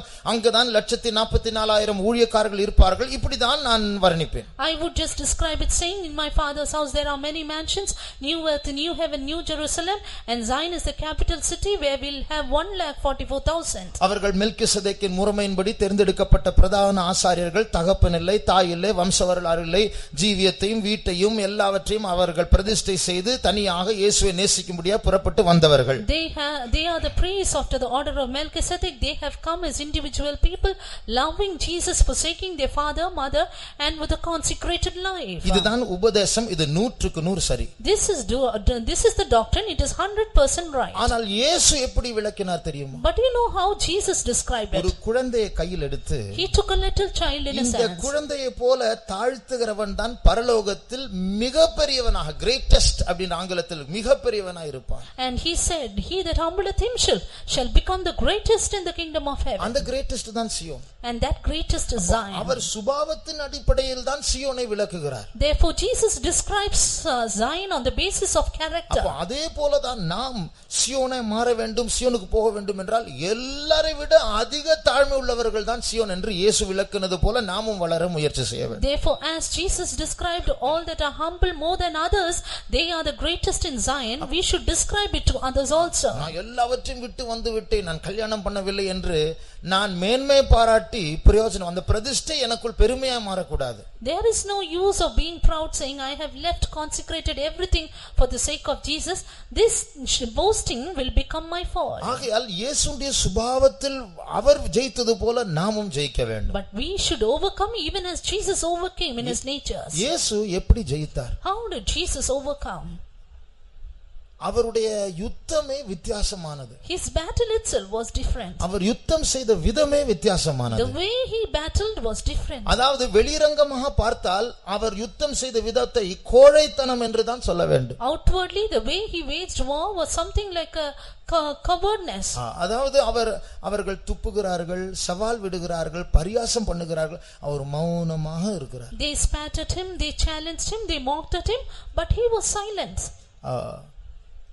22ஆம் சங்கீதத்தை பற்றி இட்ஸ் a messianic psalm, அதாவது மேசியாவை பற்றியதான ஒரு தீர்க்கதரிசன சங்கீதம் அது. Psalm 22 is called the messianic psalm. முதல் வசனமே என் தேவனே என் தேவனே ஏன் என்னை கைவிட்டீர் என்று துவங்குகிறது. Right, the first verse begins, my God, why hast thou forsaken me? அது இயேசுவை உரைத்த ஒரு வார்த்தை. It was an utterance of Jesus. 17ஆம் வசனத்தில் என் எலும்புகளை எண்ணலாம், இதுவும் இயேசுவை பற்றி ஒரு வார்த்தை. Verse 17 is a word about Jesus, they may tell all my bones. 18ஆம் வசனத்தில் வஸ்திரத்தை பங்கிட்டார்கள் என்று சொல்லப்பட்டிருக்கிற அதுவும் இயேசுவை பற்றி ஒரு வார்த்தை. They parted my garments, it is again in verse 18 a word about Jesus. ஆகையால் இது மேசியாவை பற்றிய ஒரு சங்கீதம். It's a psalm about Messiah. இந்த மேசியாவை பற்றிய சங்கீதத்தில் பல மிருகங்களை நாம் பார்க்கிறோம். And we see about various animals, beasts in this psalm. சிங்கத்தை பார்க்கலாம், We see lions, நாயை பார்க்கலாம், we see the dog, காண்டாமிருகத்தை பார்க்கலாம், we see the unicorn, பாசானின் எருதுகளை நாம் பார்க்கலாம். we see the bulls of Bashan. அப்போ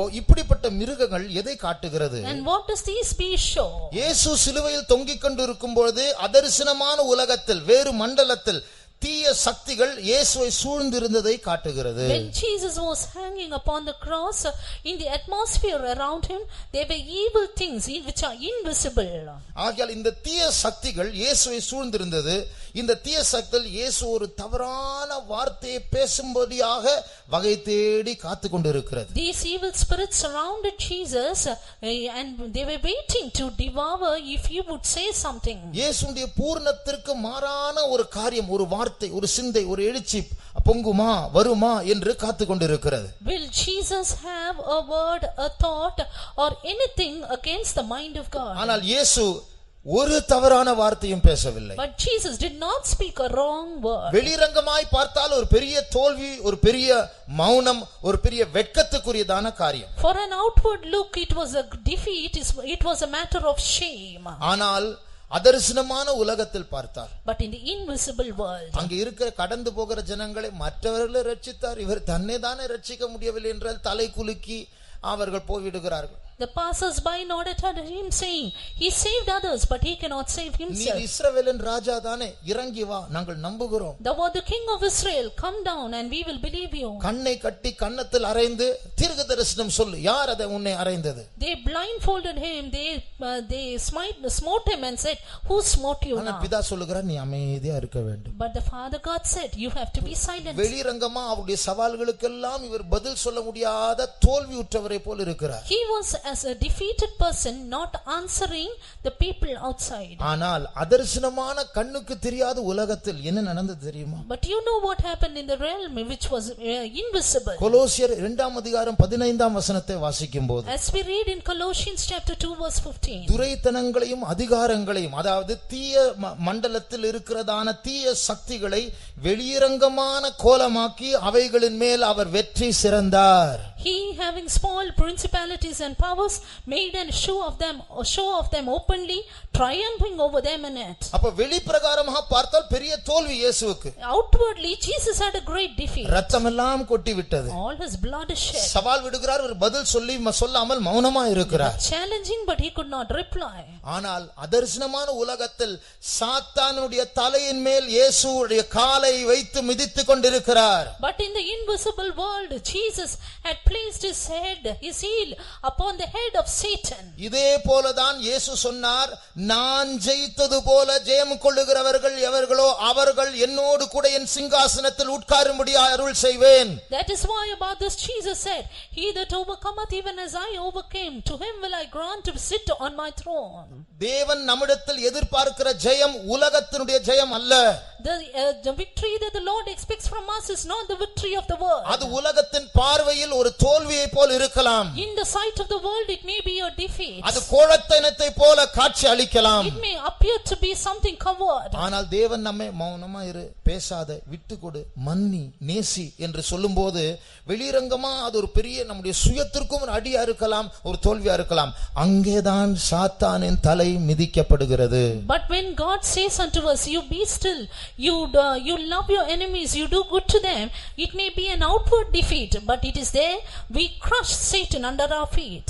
சில வருடங்களுக்கு முன்பாக ஒரு விசுவாசி சகோதரி என்னிடத்தில் வந்தார்கள். A believer sister came to me few years back. அவர்கள் சொன்னார், பக்கத்து வீட்டு ஸ்திரீக்கும் இவர்களுக்கும் ஒரு மௌன போர் நடந்து கொண்டிருக்கிறது. She said about the silent war between her and a neighboring sister. ஒரு கிளை பக்கத்து வீட்டிலிருந்து அவர்கள் வீட்டுக்குள் வருகிறது. Branch from the neighboring ground it came to her house. அந்த பக்கத்து வீட்டு அம்மா என்ன செய்தார்களாம், அவர்கள் அந்த கிளைக்கு அவங்க சுவரின் மேல் காம்பவுண்ட் வாலுக்கு மேல ஒரு செருப்பை கட்டி வைத்தார்கள். The neighboring house, that woman, she tied a slipper in that branch. அதனுடைய அர்த்தம் அது மௌன போறது, பேச்சுவார்த்தை இல்லாம. அதனுடைய அர்த்தம் செருப்பால் அடிப்பேன், அது அர்த்தம். It means I will beat you with the slippers. இந்த சிஸ்டர் என்ன பண்ணாங்க தெரியுமா, அந்த செருப்பு பக்கத்துல தொடப்பத்தை தொங்க வச்சிட்டாங்க. You know what this sister did?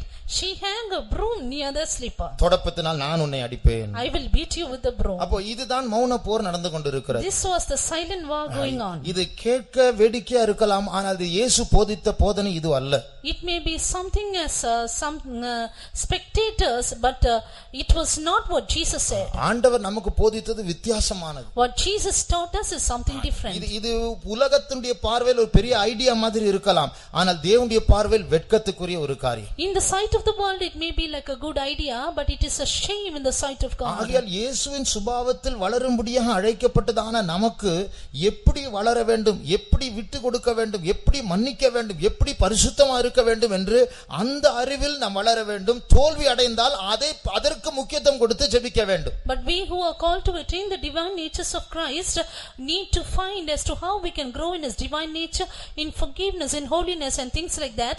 If we fail in that, we ought to pray for that. 1 கொரிந்தியர் 9ஆம் அதிகாரத்தை வாசித்தால், Turning to 1 Corinthians chapter 9. அங்கே பரிசுத்த பவுல் ஒரு காரியத்தை 25ஆம் வசனத்தில் சொல்லுகிறார். There in verse 25 Saint Paul said about a thing. வாசிங்க. பந்தயத்திற்கு போராடுகிற யாவரும் எல்லாவற்றிலேயும் இச்சையடக்கமாயிருப்பார்கள், அவர்கள் அழிவுள்ள கிரீடத்தை பெறும்படிக்கு அப்படி செய்கிறார்கள். அடுத்த வசனம் வாசிங்க. ஆதலால் நான் நிச்சயமில்லாதவனாக ஓடேன், ஆகாயத்தை அடிக்கிறவனாக சிலம்பம் பண்ணேன். ஆகாயத்தை அடிக்கிறவனாக சிலம்பம் பண்ணேன். I fight not as one that beateth the air. அப்போ இதனது ஆகாயத்தில் அடிப்பது. What is that beating the air? ஒரு குத்து சண்டை போட்டியில் ஒரு பாக்ஸிங் மேட்ச் நடக்கும்போது, In a boxing match, அதற்கு முன்பாக இந்த பாக்ஸிங் பண்ணுகிறவர்கள் பிராக்டிஸ் பண்ணுவார்கள். those boxers would get a practice. அவருடைய வேகத்தை பிராக்டிஸ் பண்ணும்படியாக ஆகாயத்தில் அடிப்பார்கள். In order to practice their speed, they would beat the air. ஒரு பெரிய பஞ்சிங் பேக், ஒரு பேக் ஒன்று இருக்கும், அதை குத்தி கொண்டிருப்பார்கள். They will have a punching bag hung and they will beat that. ஆனால் பரிசுத்த பவுல் சொல்லுகிறார், நான் அப்படி பிராக்டிஸ் பண்ணவில்லை, நான் குத்தும் போது ஆகாயத்தில் என் வேகத்தை பிராக்டிஸ் பண்ணவில்லை. உண்மையான ஒரு சத்ரு, ஒரு எதிராளி எனக்கு எதிரில் நின்று கொண்டிருக்கிறார், இந்த மேட்ச் ஆரம்பித்து விட்டது என்று சொல்லுகிறார். Saint Paul says, I am not practicing, I am not beating the air, but surely an enemy is before me, I have already begun the war. அப்போ மேட்ச் ஆரம்பித்து விட்டது. The match has started. நான் இப்போது ஒருவனை குத்தி கொண்டிருக்கிறேன். Now I am beating one. அது யார் தெரியுமா? Who is it? பிசாசு அல்ல. Not the devil. அடுத்த வசனம் வாசிங்க. The next verse. மற்றவர்களுக்கு பிரசங்கம் பண்ணுகிற நான் தானே ஆகாதவனாய் போகாதபடிக்கு என் சரீரத்தை ஒடுக்கி கீழ்ப்படுத்துகிறேன். அப்ப அந்த சத்ரு யார்? Who is that enemy? அவர்தான் சத்ரு. He himself. எனக்கு நான் தான் சத்ரு. I am an enemy for myself. நான் ஊருக்கு பிரசங்கம் பண்ணி நான் ஆகாதவனாய் போகாதபடிக்கு நானே என்னை குத்தி கீழ்ப்படுத்துகிறேன். I keep under my body, beat my body and bring it under subjection. அப்போ நமக்குள் ரெண்டு பகுதிகள் இருக்கிறது. Therefore there are two parts in us. ஒன்று இயேசுவை போல மாற எழும்பி முயற்சி செய்கிறதான அந்த புதிய மனுஷன். One is the aspect of the new man trying to grow up like Jesus. அடுத்தது மாம்சத்தில் இன்னும் வளர வேண்டும், இந்த ஆவிக்குரிய தன்மைகளை விட்டு விட்டு இன்னும் தீமைக்கு கடந்து செல்ல வேண்டும் என்று முயற்சி செய்கிற பழைய மனுஷன். The other is the old man trying to do more and more evil, leaving spirituality. இந்த குத்து சண்டையானது புதிய மனுஷனுக்கும் பழைய மனுஷனுக்கும் இடையில் நடந்து கொண்டிருக்கிறது. This boxing match is between the old man and the new man. அந்த வளையத்திற்குள் இந்த பக்கம் நிற்கிறதும் நான் தான், அந்த பக்கத்தில் நிற்கிறதும் நான் தான். And it is I who stand on this side of the match and even on that side. ஆகையால் யார் ஜெயிக்க போகிறது? Now who is going to prevail? நான் என்னை குத்த பழக வேண்டும். I should try to beat myself. நான் தான் எனக்கு எதிராளி என்று அறிந்து என்னை தாழ்த்த வேண்டும், பாவ அறிக்கை செய்ய வேண்டும், உண்மையை பேச வேண்டும், சுத்திகரிப்பு கூட்டங்களுக்கு போக வேண்டும். ஆரம்பத்தில் இப்போ கேட்டோமே, மனம் திரும்புதல், உண்மையான ஒரு மனம் திரும்புதல், வெறும் அறிக்கை அல்ல, உண்மையான மனம் திரும்புதல் உண்டாக வேண்டும். Knowing that I myself am an enemy for me, we need to have a genuine repentance as we heard before, and we need to confess our sins, gets ourselves sanctified. ஆகையால் இப்படி முன்னேறி ஜெயிப்பது இந்த பிரயாணத்தின் முடிவில் வந்திருக்கிறதான நமக்கு இந்த சிந்தையோடு தான் நாம் முன்னேறினால் ஜெயம் நம்முடையது. We who have come to the end of the journey, if we progress with such a thought, victory is ours. இதற்கு முதல் முக்கியத்துவம் கொடுக்காம நம்முடைய ஜெபம் எல்லாம் வீடு கட்டி முடிக்கணும், இன்னும் பிசினஸ் முன்னேறல, நான் வெளிநாட்டுக்கு போனோம், ஜெபிப்பது தப்பல்ல. ஆனா இதை முக்கியப்படுத்தி இந்த முக்கியமான காரியத்தை விட்டு விடுவது ஒரு ஞான குறைவு, அது பிசாசனுடைய ஒரு தந்திரம். Leaving off, giving preference to it. If you are going to pray for all the other things, it is only a deception of the devil. ஆவிக்குரிய காரியங்களுக்கு முக்கியத்துவம் கொடுக்காமல் பூமிக்குரிய காரியங்களுக்கு முக்கியத்துவம் கொடுப்பது இங்கிலீஷ்ல மெட்டீரியலிசம் என்று சொல்வாங்க. அது ஒரு பிசாசு, அது ஒரு ராட்சத பிசாசு. அதை பற்றி நாளைக்கு பார்க்க போகிறோம். Giving importance to the earthly things and not to spiritual life is a materialism.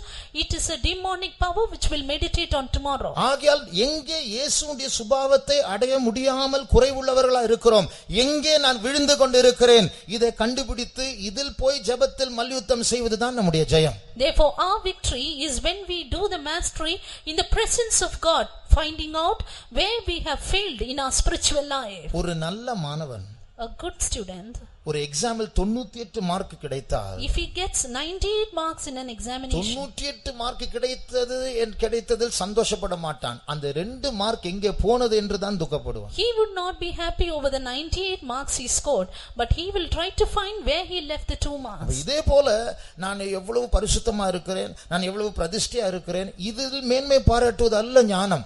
எங்கே குறைவுள்ளவர்களா இருக்கிறோம், எங்கே வளராமல் இருக்கிறோம், எங்கே குழந்தைகளா இருக்கிறோம், எங்கே விழுந்து கொண்டு இருக்கிறோம், அதை கண்டுபிடித்து அதை வைத்து ஆண்டவரை அணுகுவதுதான் ஞானம். Therefore it is not wisdom to boast saying I am holy, I am consecrated like this and that, but it is wise to say, to find out where we have erred in our lives. Pastor David Wilkerson என்கிறதான ஒரு pastor இருந்தார். There was a pastor, David Wilkerson. அவர் நம்முடைய சபை சேர்ந்தவர் அல்ல, ஆனால் ஒரு பெந்தெகோஸ்தே pastor தான். Not of our church, but he is a Pentecostal pastor. ஒரு பரிசுத்தவான், a saint. நன்றாய் பிரசங்கம் பண்ணுவார். Used to preach well. அவர் பிரசங்கம் பண்ணினால் லட்சக்கணக்கான ஜனங்கள் வருவார்கள். If he preaches, lakhs of people will attend the meeting. அவர் இப்படி இதே போல ஒரு கூட்டத்தை நடத்தினால் அவருடைய ஸ்டேஜை ஆயத்தப்படுத்துவதற்கு 1000 பேர் வாலண்டியர்ஸ் இருப்பார்கள். In a meeting like this, in order to for stage arrangement, he will have 1000 volunteers. ஆனா ஒரு நாள் ஆண்டவர் அவரோடு பேசினாராம். But one day the Lord spoke to him. நீ अनेகருக்கு ஆசீர்வாதமா இருக்கிறாய். You are a blessing to many. अनेகர்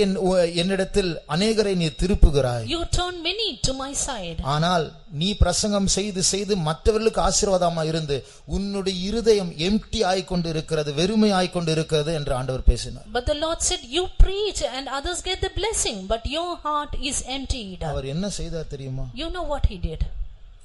அவருடைய ஊழியத்தை மூடிவிட்டார். Soon he closed his ministry.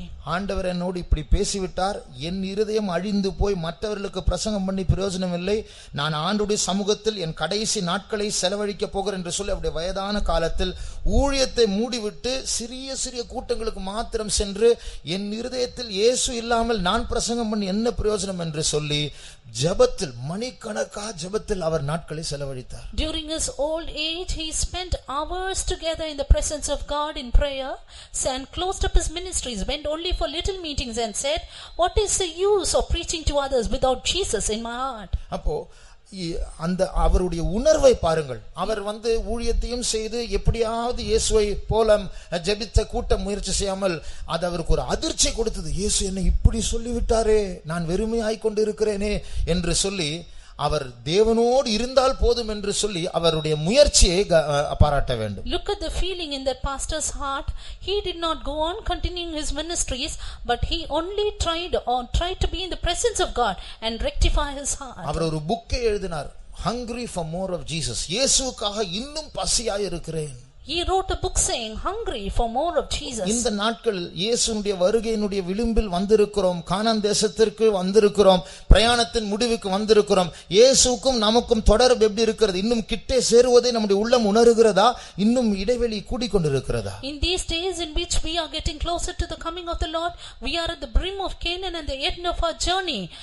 Are we getting closer and closer to Jesus, or is a gap between Jesus and us increasing? பரிசுத்தமாய் இருக்கிறவன் இன்னும் பரிசுத்தமாய் இருக்கட்டும் என்று ஆண்டவர் சொல்லுகிற அந்த நாட்களில் பரிசுத்தத்தில் வளருவதை நாம் உணர்ந்து கொண்டிருக்கிறோமா, இல்லை என்றால் நம்முடைய ஜீவிதத்தில் ரகசியமான பின்மாற்றம் நடந்து கொண்டிருக்கிறதா? In these days when Jesus says, he that is holy let him be holy still, are we becoming more and more holy, or are we getting into greater backsliding? சுபாவத்தில் எப்படி மாறுவது? How to change in our character? எப்படி இயேசுவை போல மாறுவது? How to become like Jesus? சுயத்தினால் முடியாது. By self we cannot. சுய முயற்சினால் எவ்வளவுதான் கோபப்படக்கூடாது, நல்லா ஜெபிக்கணும், பரிசுத்தமா இருக்கணும், இனி டிவி பார்க்க கூடாது, இனி நான் எளிமையான வஸ்திரத்தை அணிய வேண்டும், என்னதான் சிந்திச்சாலும் நம்மால முடியாது. By our self efforts, how much ever we try to live a godly life, to get a victory over our thoughts and things like that, we cannot do it. இதனால் தான் பைபிள் சொல்லுகிறது நாம் சிறுக வேண்டும். ஏனென்றால் நம்முடைய முயற்சினால் முடியாது, நாம் சாக வேண்டும்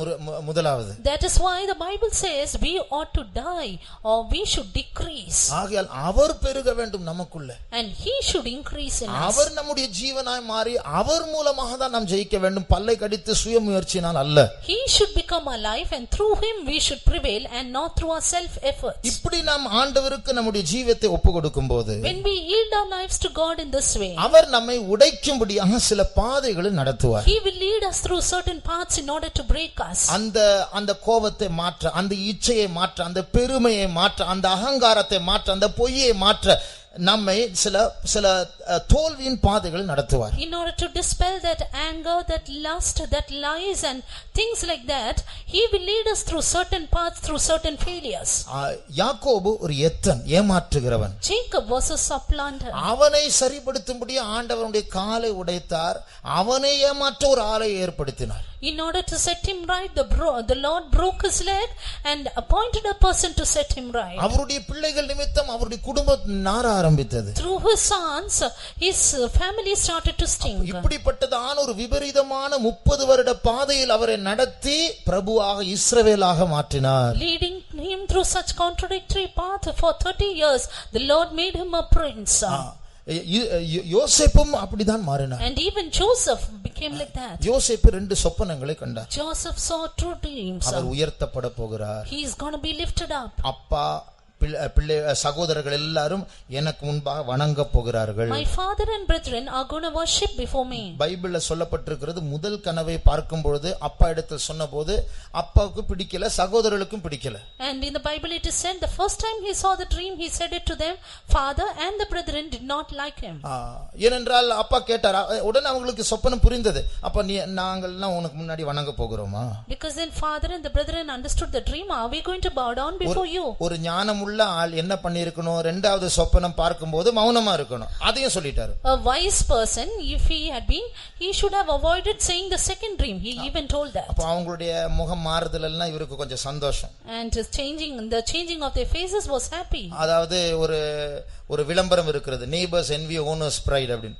மற்றவர்கள் பொறாமைப்பட்டால் நமக்கு இன்னும் கொஞ்சம் சந்தோஷம் பொங்கும். There's an ad like this, neighbors envy is owner's pride. அப்ப அது போல இவங்க எல்லாம் பொறாமைப்படும் பொழுது இவருக்கு கொஞ்சம் இன்னும் சந்தோஷம். Therefore when these people were envying at him, he was happy. ஏற்கனவே சகோதரர்களுக்கு யோசேப்பு மேல கசப்பு கூடிக்கொண்டிருக்கிறது. Already the brothers were at greater envy against Joseph. அப்பா இவருக்கு பட்சபாதம் காட்டி ஒரு பலவர்ண அங்கியை உண்டாக்கி செய்து கொடுக்கிறான் எல்லாருக்கும் முன்பாக. And father before everyone was partial, giving him a colored coat. ஒரு நாள் அப்பா வந்து ஆகாரத்தை கொடுத்து உன் சகோதரருக்கு கொடுத்து விட்டு வா என்று சொல்லுகிறார். One day the father gave him food, saying, go and provide it for your brethren. ஏற்கனவே சகோதரர்களுக்கு பொறாமை என்று தெரிந்து அன்னைக்காவது வேற Dress போட்டுட்டு போயிருக்கலாம்ல, அன்னைக்கும் அந்த Dress தான் போட்டுட்டு போறார். He who knew that the brothers envied him, he should have put another dress on that day, but he put the same coat of many colors. அந்த நான் என்கிறதான ஒரு சிந்தை இருந்தது. Therefore he had the thought, I. ஆனால் ஏறக்குறைய 13 ஆண்டுகள் ஜெயிலில் இருந்து விட்டு, and being in the jail for 13 years, ஒரு நாள் அவர் திடீரென்று பார்வோன் அரண்மனைக்கு அழைக்கப்பட்ட போது, one day suddenly when he was invited to Pharaoh's palace, பார்வோன் சொல்லுகிறார், நீங்க சொப்பனங்களை வியாக்கியானிப்பதை பற்றி நான் கேள்விப்பட்டேன் என்று சொன்ன உடனே யோசேப் சொல்றார், நான் அல்ல. When Pharaoh said, I know you interpreting of dreams, he said, not I. அந்த 13 வருட சிறையிருப்பு அவரை மாற்றி விட்டது. 13 years of prison life changed him. மோசேயும் அப்படிதான். Even Moses was like that. பைபிள்ல அப்போஸ்தலர் 7ஆம் அதிகாரம் 25ஆம் வசனத்தை வாசிக்கும்போது, Acts 7:25 we read in the Bible, என்னால் தான் இஸ்ரவேலுக்கு ரட்சிப்பு உண்டாக போகிறது என்று காண்பிக்கும்படியாக மற்றவர்கள் அதை புரிந்து கொள்ளும்படியாக தான் அரண்மனையை விட்டு இறங்கினாராம். As he got down from the palace in order to show to others that it is through him the people of Israel will be delivered. வாசியுங்கள். தன்னுடைய கையினாலே தேவன் தங்களுக்கு ரட்சிப்பை தருவார் என்பதை தன்னுடைய சகோதரர் அறிந்து கொள்வார்கள் என்று அவன் நினைத்தான், அவர்களோ அதை அறியவில்லை. பாருங்கள், அறிந்து கொள்வார்கள் நினைத்தான். அதற்கு தான் பஞ்சாயத்து பார்க்க போகிறார். நீங்க சண்டை போடாதீங்க, யூதர்கள் தானே. He thought they will understand. That's why he went in order to get them compromised with one another. ஆனால் என்ன நடந்தது? But you know what happened? அவருக்கு தெரியும் எல்லா யூதர்கள் அடிமைகளா இருக்காங்க, நான் மட்டும் தான் அரண்மனையில வேறு விதமான ராஜரீக வளர்ப்பு.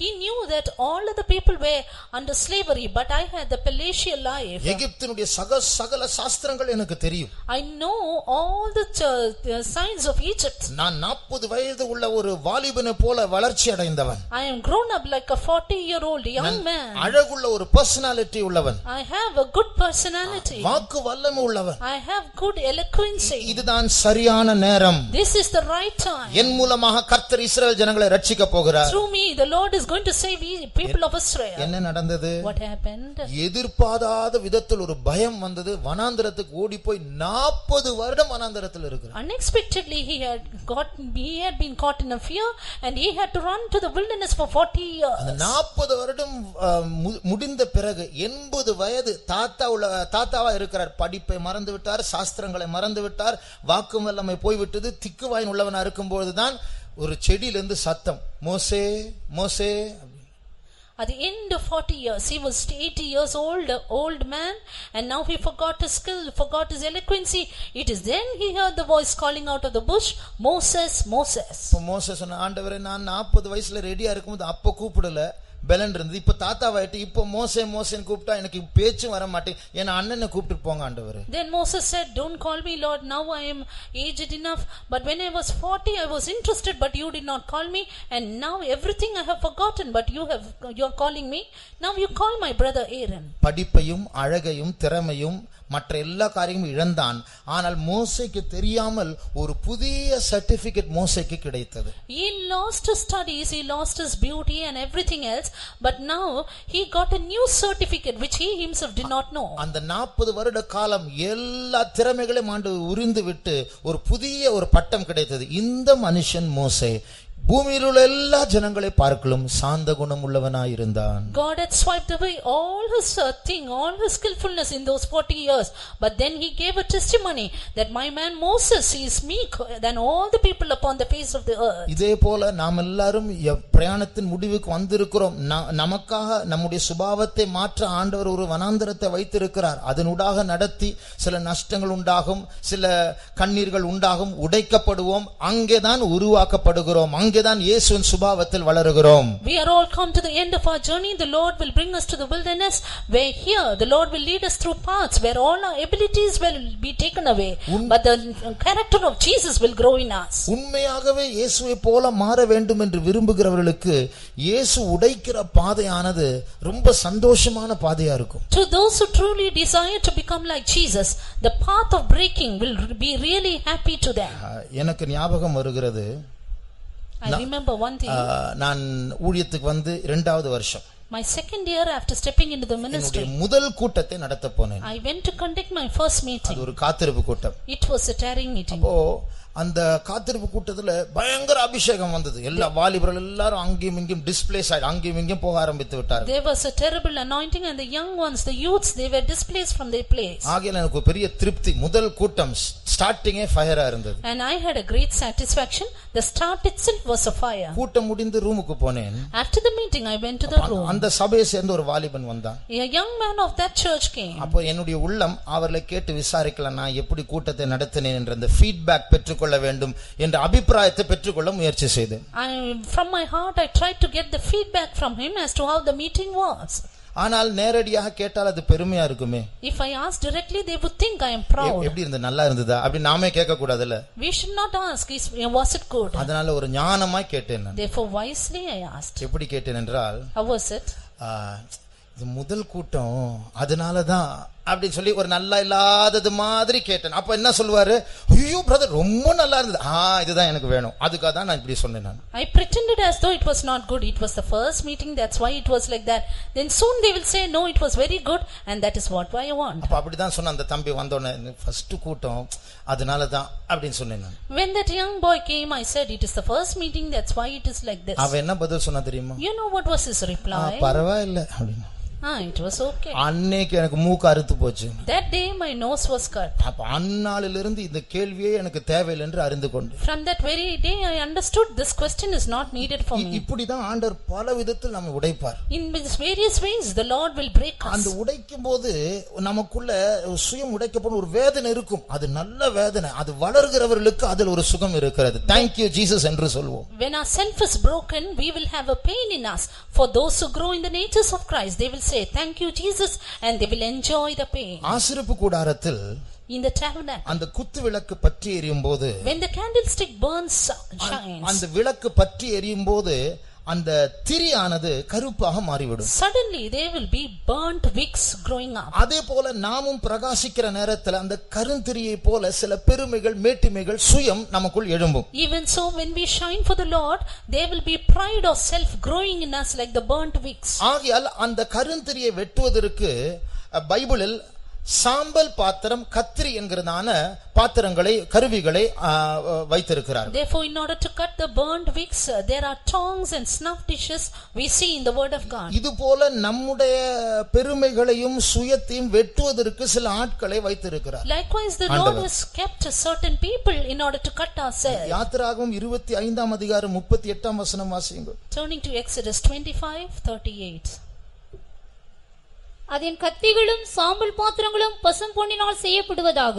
அதன் கத்திரிகளும் சாம்பல் பாத்திரமும் பசும் பொன்னினால் செய்யப்படுவதாக. வேற பசும் பொன், pure gold. Let the tongs and the snuff dishes be made of pure gold. அது அர்த்தம் என்ன தெரியுமா? You know what it means? நம்முடைய சுயத்தை உடைக்க, நம்முடைய பெருமையை உடைக்க, நம்மை குத்துகிறவர்கள், நாம் விரும்பாதவர்கள், அவர்கள்தான் பியூர் கோல்ட், விலையேறப்பட்டவர்கள். Those people who pierce us in order to break ourselves, our pride, those whom we do not desire, they are pure gold. யோசித்து பாருங்கள், நம்மை நன்றாய் வைத்திருக்கிறவர்களை விட நம்மை குத்துகிறவர்கள், எதிர்க்கிறவர்கள், இவர்கள்தான் நம்மை உடைக்கிறவர்கள். இவர்கள் மூலமா தான் இன்னும் அதிகமாக வளருவோம், நல்லவர்களின் மூலமாக அல்ல.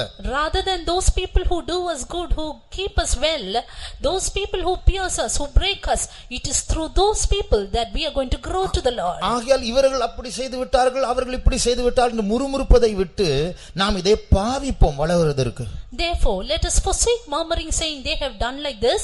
Instead let us use that for our growth. நாம் பிரயாணத்தின் முடிவுக்கு வந்திருக்கிறோம். We are come to the end of our journey. இன்னும் கொஞ்சம் காலத்தில் வருகிறவர் வருவார், அவர் தாமதம் பண்ண மாட்டார். He that shall come will come and he will not delay. எத்தனையோ ஜாதிகள் இந்த பூரணத்திற்கு விரோதமாக, இந்த சுபாவ வளர்ச்சிக்கு விரோதமாக கிரியை செய்து கொண்டிருக்கிறது. Many nations are working against this perfection and against the growth of nature. சில நாட்கள் நமக்கு ஜெயம் எடுக்கிறது போல் இருக்கும், ஆனால் மறுபடியும் விழுந்து விடுகிறோம். Some days it will be as though we are overcoming, but after that we will fall again. ஆனால் நம்முடைய ஓட்டத்தை ஆரம்பித்திருக்கிற கர்த்தர் வல்லமையுள்ளவராய் இருக்கிறார், அதை முடிக்க அவர் வல்லமையுள்ளவராய் இருக்கிறார். But our God who has begun our race is able and he is able to finish it. அவர் alpha மாத்திரமல்ல, அவர் ஒமேகாவுமாய் இருக்கிறார். He is not only alpha, he is omega. நம்மை முற்றுமுடிய ரட்சிக்க அவர் வல்லமையுள்ளவராய் இருக்கிறார். He is able to save us to the uttermost. நம்முடைய கண்களை மூடுவோமாக. Let us close our eyes. நாம் இயேசுவோடு நம்முடைய வாழ்க்கையை, நம்முடைய ஆத்துமா நிலவரத்தை ஒப்பிட்டு பார்த்தால் மிகவும் பின்தங்கினவர்களாய் இருக்கலாம். If we can compare our soul with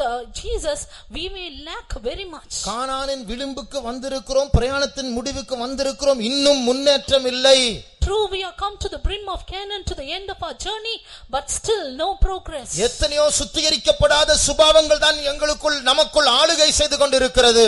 Many unsanctified natures are reigning over us. ஆனால் நாம் நம்மை நம்பி வரவில்லை. But we have not come here trusting ourselves. இயேசுவை நம்பி வந்திருக்கிறோம். We have trusted in Jesus. எந்த பாதையில் நம்மை நடத்தினாலும் அதற்கு ஒப்பு கொடுப்போமாக. If whatever be the path the Lord leads us through, let us surrender. அந்த திருடன் நான் போலீஸ்காரிடத்தில் அகப்படக்கூடாது என்று சொல்லி முள் என்னை கிழித்தாலும் அதை நான் சகித்து ஓட வேண்டும் என்று சிந்தையை பலப்படுத்தினது போல, as that thief encouraged his thought that he would run to escape, not even seeing the pain of the thorn. நாமும் உடைக்கப்படுகிற நேரத்தில் அந்த உடைவை பார்க்காமல் முடிவை பார்ப்போமாக. Let us not look at the breaking, but let us look at our end. ஏன் ஆண்டவர் என்னை இப்படி நடத்துகிறார் என்று முறுமுறுப்பதை விட்டுவிட்டு இதை சாதகமாய் பயன்படுத்தி இயேசுவை போல மாற நாம் தாழ்த்தி ஒப்பு கொடுப்போமாக. Let us forsake murmuring, but let us use it in favor of us, that we might grow to the divine nature of Christ. இயேசுவை போல மாற வேண்டும் என்று விரும்புகிறவர்கள், those who desire to become like Christ, இயேசுவை போல மாறும்படியா இயேசுவை உடைத்தாலும் பரவாயில்லை, அதற்கென்று நான் என்னை ஒப்பு கொடுக்கிறேன் என்று சொல்லுகிறவர்கள், to become like Jesus, even if he breaks me, that's okay,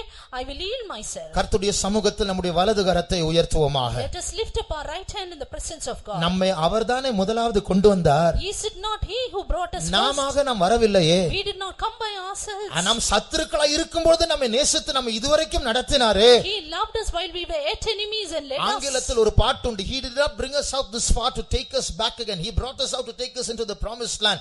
நம்ம இதுவரைக்கும் நடத்தினது மறுபடியும் எகிப்துக்கு கொண்டு வரும்படியாக அல்ல, நம்மை வாக்குத்தத்தம் பண்ணப்பட்ட தேசத்திற்கு கொண்டு வரும்படியாக தான் இதுவரைக்கும் நம்மை நடத்தினார். He did not bring us thus far to bring back Egypt, but he brought us out to take us to the promised land. அழைக்கிறவர் உண்மையுள்ளவர், அவர் அப்படியே செய்வார். He that called us is faithful, he will do it. இன்றைக்கு தேவனுடைய சமூகத்தில் கரங்களை உயர்த்தினவர்களுக்கு, today to those who lift up their hands in the presence of God, உடைக்கப்படும் பொழுது, when they are broken, அந்த உடைவை ஏற்றுக்கொள்ளக்கூடியதான ஒரு கிருபையை இப்பொழுது அபிஷேகமாக பெற்றுக்கொள்ள போகிறோம். we are going to receive the anointing, which is the grace to steadfast. மற்றவர்கள் நம்மை குத்தினாலும் உபத்திரவப்படுத்தினாலும், even if others would pierce and torment us, அது புருஷனா இருக்கலாம், it may be husband, அது மனைவியா இருக்கலாம், it may be a wife, அது பிள்ளைகளா இருக்கலாம், your children, அது வேலை ஸ்தலத்தில் இருக்கிற ஒருவரா இருக்கலாம், on the work spot, அது நேரடியாய் பிசாசா இருக்கலாம், or it may be the devil, சில நேரத்தில் ஊழியக்காரங்களா இருக்கலாம், it may be the servants of God, கூட இருக்கிற விசுவாசிகளா or இருக்கலாம், the believers, யாரா இருந்தாலும் இது கர்த்தர் என்னை நடத்துகிற பாதை, whoever it may be, it is the path that the Lord leads me. இதற்காக தான் ஒப்பு கொடுத்து போது கரங்களை உயர்த்தி இருக்கிறோம். I have surrendered and lifted my hands for அவர்களுக்கு ஒரு கிருபையின் அபிஷேகம் கிடைக்க போகிறது. to them they will receive the anointing of grace. இதுவரைக்கும் அசைக்கப்பட்டோம், Hitherto we were shaken, இப்போது அசைக்கப்படாமல் அந்த சோதனையின் ஊடாக அந்த முட்புதருக்குள் அந்த திருடன் ஓடினது போல ஓட முடியாது. கர்த்தர் நம்மை அபிஷேகத்தின் மூலமாய் பலப்படுத்த போகிறார். hereafter we are going to be strengthened by the anointing, unshaken we are to escape the thorny bush.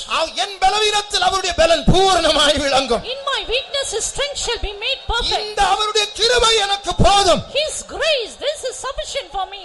கர்த்தருடைய ஆவியானவர் அசைவாடி கொண்டிருக்கிறார். Spirit of the Lord is moving in our midst. எந்த குறிப்பிட்ட சூழ்நிலை பற்றி நீங்கள் அழுது கொண்டு வந்தீர்களோ, இது கர்த்தர் நடத்துகிற அதிசயமான பாதை என்று நீங்கள் உணர சந்தோஷப்பட போகிறீர்கள். With particular situation you are coming, you are going to rejoice saying, this is the path through which the Lord is leading me.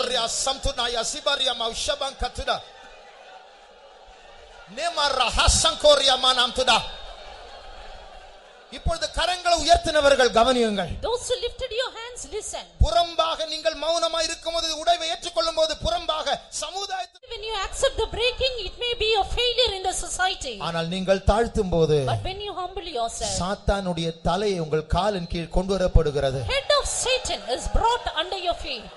கண்ணுக்கு தெரியாத உலகத்தில் ஒரு பெரிய ஜெயம் உருவாக்கப்பட்டு கொண்டிருக்கிறது. A great victory for you in the invisible realm. சமாதானத்தின் தேவன் தாமே சாத்தானை உங்கள் காலின் கீழ் சீக்கிரமாய் நசுக்குவாராக. God of peace shall bruise Satan under your feet shortly. ரியாஸ்மனா யலோரியா மௌஷமா கரமானியா சந்துடா கரமானியா துரே. ஓ ரியாசமா கரமானியா லா சந்துடா கரமானியா துரே. எந்த சூழ்நிலை கசப்பா இருந்ததோ அதை கர்த்தர் இப்பொழுது இன்பமாக இனிமையாய் மாற்ற போகிறார். The situation which was bitter, the Lord is going to make it sweet for you. ஏனென்றால் இப்பொழுது ஒரு வெளிப்பாடோடு கூட அந்த பாதையில் நடக்க போகிறோம். Because we are going to walk with a revelation. நான் உபத்திரவப்பட்டது எனக்கு நல்லது, அதனால உமது பிரமாணங்களை நான் கற்றுக்கொண்டேன். It is good that I have been afflicted, I have learned thy statutes. ஆமென். இயேசுவை போல மாறும்படியாக கர்த்தர் என்னை நடத்துகிற பாதை. The Lord is leading me through this path to become like him. கர்த்தர் நல்லவர், அவருடைய கிருபை என்றும் உள்ளது. The Lord is good, his mercy endureth forever. நான் இருப்பது உந்தன் மாறாத கிருபை, நிர்மூலமாகாததும் கிருபை. நான் இருப்பது உந்தன் மாறாத கிருபை, நிர்மூலமாகாததும் கிருபை. அற்புதமே நீ நடத்திடும் பாதை, அழித்திடுமே புது கிருபைகளை. அற்புதமே நீ நடத்திடும் பாதை, அழித்திடுமே புது கிருபைகளை. நான் இருப்பது உந்தன் மாறாத கிருபை, நிர்மூலமாகாதது கிருபை. நான் இருப்பது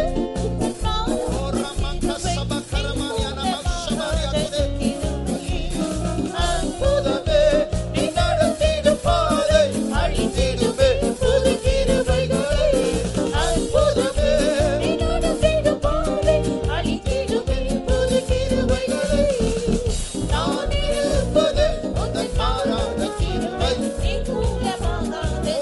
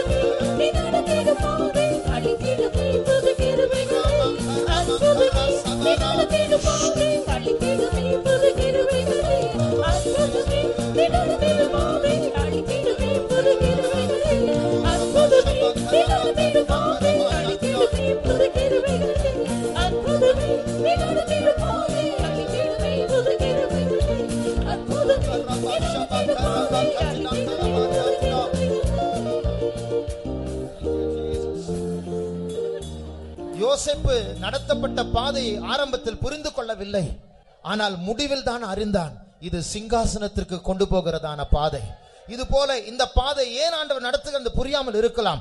ஒப்பு கொடுங்கள், உடைக்கப்படும்படி ஒப்பு கொடுப்போமாக. கர்த்தர் நடத்துகிறார். அற்புதமே நீர் நடத்திடும் பாதை. இதுவரைக்கும் கசப்பான விபரீதமான கேள்விக்குரிய பாதை. கர்த்தர் கைவிட்டாரோ என்று கேட்டுக்கொண்டிருந்தோம். இல்லை, கர்த்தர் ஏற்றுக்கொண்டிருக்கிறார். கர்த்தர் கையை பிடித்து நடத்தி கொண்டிருக்கிறார். கர்த்தர் உருவாக்கி கொண்டிருக்கிறார். இது ஜெயத்தின் பாதை, இந்த சிங்காசனத்தின் பாதை. நான் இருப்பது உந்தன் மாறாத கிருபை, நிர்மூலமாகாததும் கிருபையே. நான் இருப்பது உந்தன் மாறாத கிருபை, நிர்மூலமாகாததும் கிருபையே. அற்புதமே நீ நடத்திடும் பாதை, அழித்திடுமே புது கிருபைகளை. அற்புதமே நீ நடத்திடும் பாதை, அழித்திடுமே புது கிருபைகளை. நான் இருப்பது உந்தன் மாறாத கிருபை, நிர்மூலமாகாததும் கிருபையே. நான் இருப்பது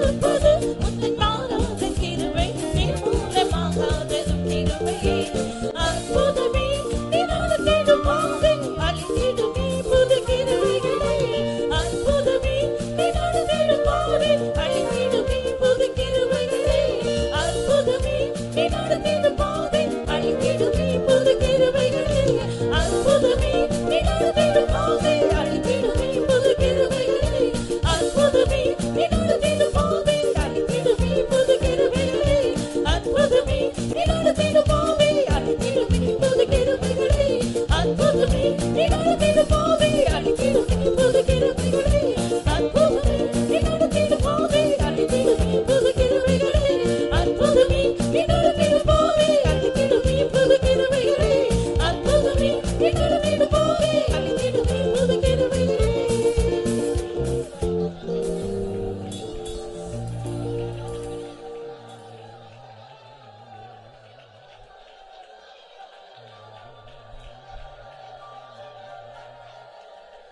கர்த்தர் அவர் அறியாமல் ஒன்றும் நமக்கு சம்பவிப்பதில்லை. நம்முடைய தலையில் இருக்கிற ஒவ்வொரு முடியமும் அவர் எண்ணி இருக்கிறார். ஒன்றாகிலும் அவருடைய சித்தமில்லாமல் கீழே விழாது. கர்த்தருக்கு உங்களை குறித்து என்னை குறித்து உண்டாயிருக்கிற ஒரே நோக்கம் அவருடைய திவ்ய ஸ்பாவத்துக்கும் சாயலுக்குரியவர்களாய் நாம் உருவாக்கப்பட்டு நித்தியமாக அவருடைய பிள்ளைகளாகிய நாம் யாவரும் அவரோடு கூட வாசம் பண்ண வேண்டும் என்பதுதான் அந்த பரம தகப்பனுடைய வாஞ்சை. அந்த வாஞ்சையோடு அந்த நோக்கத்தோடு தான் நம்மை நடத்தி கொண்டிருக்கிறார். ஆகிய நாம் கலங்க வேண்டியது பயப்பட வேண்டிய அவசியம் இல்லை. கர்த்தர் இந்த வனாந்தர பாதினூடாக நம்மை நடத்துகிறது நோக்கம் நாம் அந்த கானானை சுதந்திரித்துக் கொள்ளும்படியாய் அதற்குரியவளாக நாம் உருவாக்கப்படும்படியாய் இந்த வனாந்தரத்தினூடாக பலவிதமான பாடுகள், பலவிதமான சோதனைகள், வேதனைகள், இடுக்கங்கள், நெருக்கங்கள், கைவிடப்படுதல், பலவிதமான வேதனைகளை நாம் எதிர்கொள்ளும்படியாய் கர்த்தர் இடம் கொடுப்பதே காரணம் நம்மை உருவாக்கும்படியாக என்று கர்த்தர் நம்மோடு கூட பேசிக் கொண்டிருந்தாரே. யோசிப்பு போன அந்த பாதை அவனை அழித்து போடும்படியாக அல்ல, கர்த்தர் அவனை கொண்டு சென்ற பாதை அவனை விட்டு விளக்க வேண்டிய காரியங்களை விளக்கி கர்த்தரிடத்தில் முழு இருதயத்தோடு கூட அவரை பற்றி பிடித்துக் கொள்ள பார்வோனுக்கு முன்பாக கொண்டு வந்து நிறுத்தப்பட்ட போது எல்லாம் கர்த்தரிடத்திலிருந்து உண்டானது என்று சொல்லி தனக்கு கொடுக்கப்பட்ட அந்த கிருபைகள் எல்லாவற்றையும் கர்த்தருக்குரியது என்று சொல்லி கர்த்தரை உயர்த்துகிற ஒரு யோசேப்பாக, தேவனுடைய மகனாக அவன் பரிசுத்தவானாக இருந்தது உண்மை. ஆனால் முற்றிலுமாக தேவனுக்கு எல்லா துதி கனத்தை மகிமையை கொடுக்கக்கூடிய ஒரு மகனாக அந்த சிறைச்சாலையில் பல விதங்களில் அவன் உருவாக்கப்பட்டபடியினால்தான் இதோ பார்வோனுக்கு முன்பாக நின்ற போது பார்வோனுடைய கண்களில் தயவு கிடைத்தது மாத்திரமல்ல, கர்த்தர் அவனை சிங்காசனத்துக்குரியவனாக உருவாக்கி எடுத்தார். ஆகியா நாம் கடந்து போகிற பாதைகளை குறித்து நாம் கலங்க வேண்டிய பயப்பட வேண்டிய அவசியம் இல்லை. கர்த்தரிடத்தில் மாத்திரம் நம்மை முழுமையாய் ஒப்பு கொடுத்து விடுவோமாக. ஆண்டவரே, என்னை எப்படியாவது உருவாக்கி எடுத்து விடும் ஆண்டவரே. உடைய சாயலுக்குரிய மகனாக மகளாக நான் உருவாக்கப்பட்டால் போதும் ஆண்டவரே. ஆண்டவரே, உம்மை போல் நான் ஆகி தீரட்டும் ஆண்டவரே. இயேசுவை போல ஆகவும் இயேசுவின் இயேசுவை நோக்கும் ஜீவியம் இவைகளை வாஞ்சிக்கிறேன். இயேசுவை நோக்கும் ஜீவியம் இவைகளை வாஞ்சிக்கிறேன். இயேசுவை போல ஆகவும் இயேசுவை போல கேட்கவும் இயேசுவை நோக்கும் ஜீவியம் இவைகளை வாஞ்சிக்கிறேன். இயேசுவை நோக்கும் ஜீவியம் இவைகளை வாஞ்சிக்கிறேன். ஒரு நிமிஷம், இதை நாம் வாஞ்சித்து நம்மை ஒப்பு கொடுப்போமே. ஆனால் அடுத்து தொடர்ந்து நாம் பாடும்போது சிறப்படுத்தும் என்னாதா நிறைவாய் ஆவியை தாத்தா, இந்த வாஞ்சியோடு கூட நாம் கர்த்தரை கூப்பிடும் போது கர்த்தருடைய அபிஷேகம் நிறைவாக நம்ம வந்து இறங்குகிறதை நாம் காணலாம். நம்முடைய வாஞ்சை, நம்முடைய நோக்கம், நம்முடைய கோல், நம்முடைய லக்கு நம்முடைய திவ்ய சுபாவமாக இருக்கட்டும். ஆண்டவரை உம்மை போல ஒரு பரிசுத்தம், உம்மை போல ஒரு தாழ்மை, உம்மை போல ஒரு ஒப்பு கொடுத்தல், உம்மை போல ஒரு கீழ்ப்படிதல், எல்லாவற்றிலையும் என்று ஆண்டவரே இயேசுவே உம்மை போல ஆக நான் வாஞ்சிக்கிறேன். இயேசுவை போல ஆகவும் இயேசுவை போல கேட்கவும் இயேசுவை நோக்கும் ஜீவியம் இவைகளை வாஞ்சிக்கிறேன். இயேசுவை நோக்கும் ஜீவியம் இவைகளை வாஞ்சிக்கிறேன். இயேசுவை போல ஆகவும் இயேசுவை போல கேட்கவும் இயேசுவை நோக்கும் ஜீவியம் இவைகளை வாஞ்சிக்கிறேன். இயேசுவை நோக்கும் ஜீவியம் இவைகளை வாஞ்சிக்கிறேன். இயேசுவை போல ஆகவும் இயேசுவை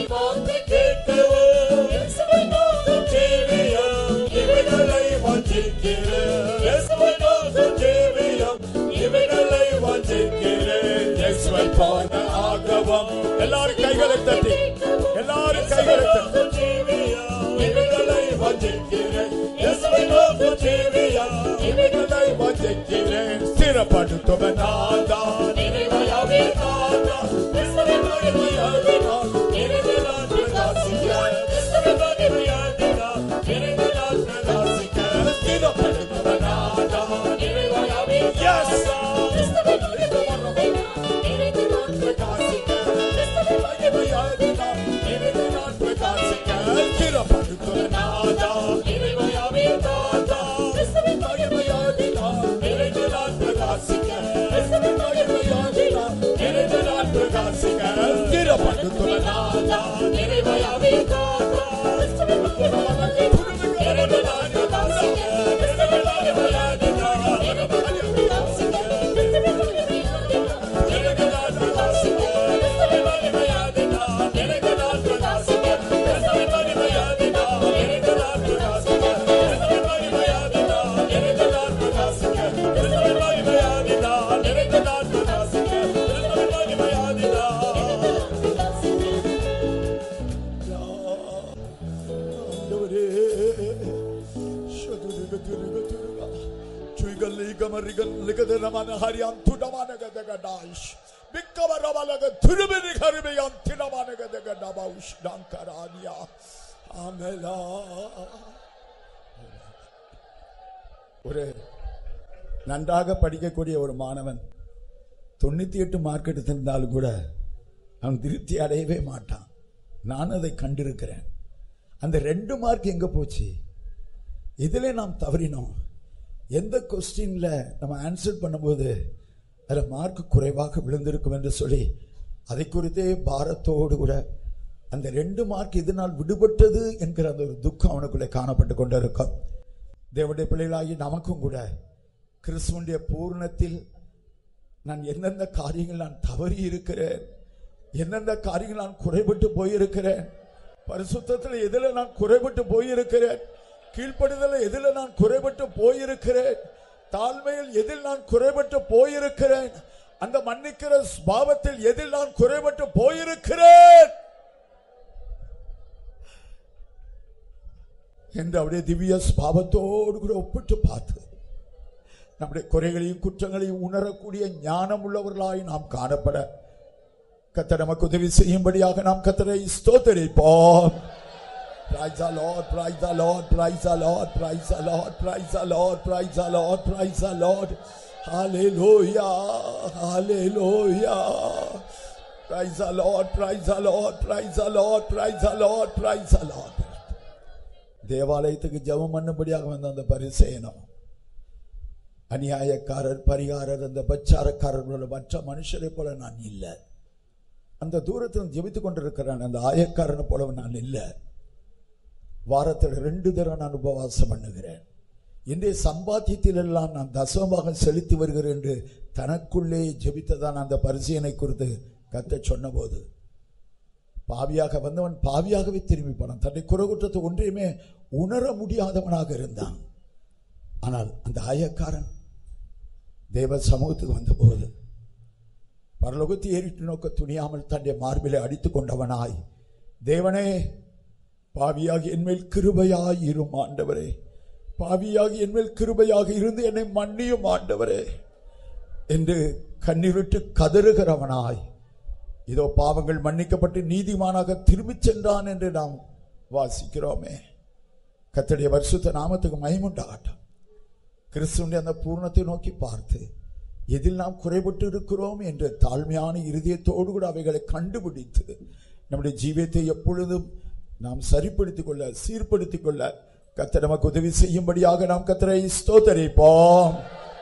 Praise the Lord, praise the Lord, praise the Lord, praise the Lord, praise the Lord, praise the Lord, praise the Lord, praise the Lord, praise the Lord, praise the Lord, praise the Lord, praise the Lord. ஒரு பக்கம் ஆண்டவர் அந்த கல்வாரியிலே பெரிய தோல்வியை பெற்றுக் கொண்டது போல இருந்தது. எல்லாரும் அவரை பார்த்து பரியாசம் பண்ணுகிறார்கள். மற்றவர்களை ரட்சித்தான், தன்னை ரட்சித்துக் கொள்ள திராணி இல்லாமல் போனான். நீ தேவனுடைய குமாரனே ஆனால் கீழே இறங்கி வா, நாங்கள் உன்னை விசுவாசிப்போம். இப்படி பல வார்த்தைகளை சொல்லி ஆண்டவரை பரியாசம் பண்ணுகிறார்கள், நிந்திக்கிறார்கள். சிலுவையில் அறையப்படுவதற்கு முன்பதாக வாரினால் அடிக்கப்பட்டார், முட்களிடம் சூட்டப்பட்டார். மாத்திரமல்ல, முகத்திலே எச்சிலை துப்பினார்கள், தாடிமயிரை பிடுங்கினார்கள். உண்மையை அடித்தவன் யார் என்று சொல்லும் என்று சொல்லி இப்படியெல்லாம் பரியாசம் பண்ணினார்கள். ஆண்டவர் அமைதியாக இருந்தார். பார்த்தார் அவர் ஒரு கோழையை போல, பார்த்தால் எல்லாவற்றிலும் தோற்று போனவர் போல காணப்பட்டார். ஆனால் கொலோசியர் 2:15 வாசிக்கிறது போல அவர் துரைத்தனங்கள், அதிகாரங்கள் எல்லாவற்றையும் உரிந்து கொண்டு எல்லாவற்றையும் வெளியரங்கமான கோலமாக்கி அவர் சிலுவையிலே வெற்றி சிறந்தார் என்று எழுதப்பட்டிருக்கிறார். நாம் எந்த அளவுக்கு நம்மை தாழ்த்துகிறோமோ, எந்த அளவுக்கு கிறிஸ்துவின் சாயலாக காணப்பட நம்மை ஒப்பு கொடுக்கிறோமோ, ஒருவேளை நாம் கோழைகளை போல காணப்படலாம், பலவீனரை போல காணப்படலாம்.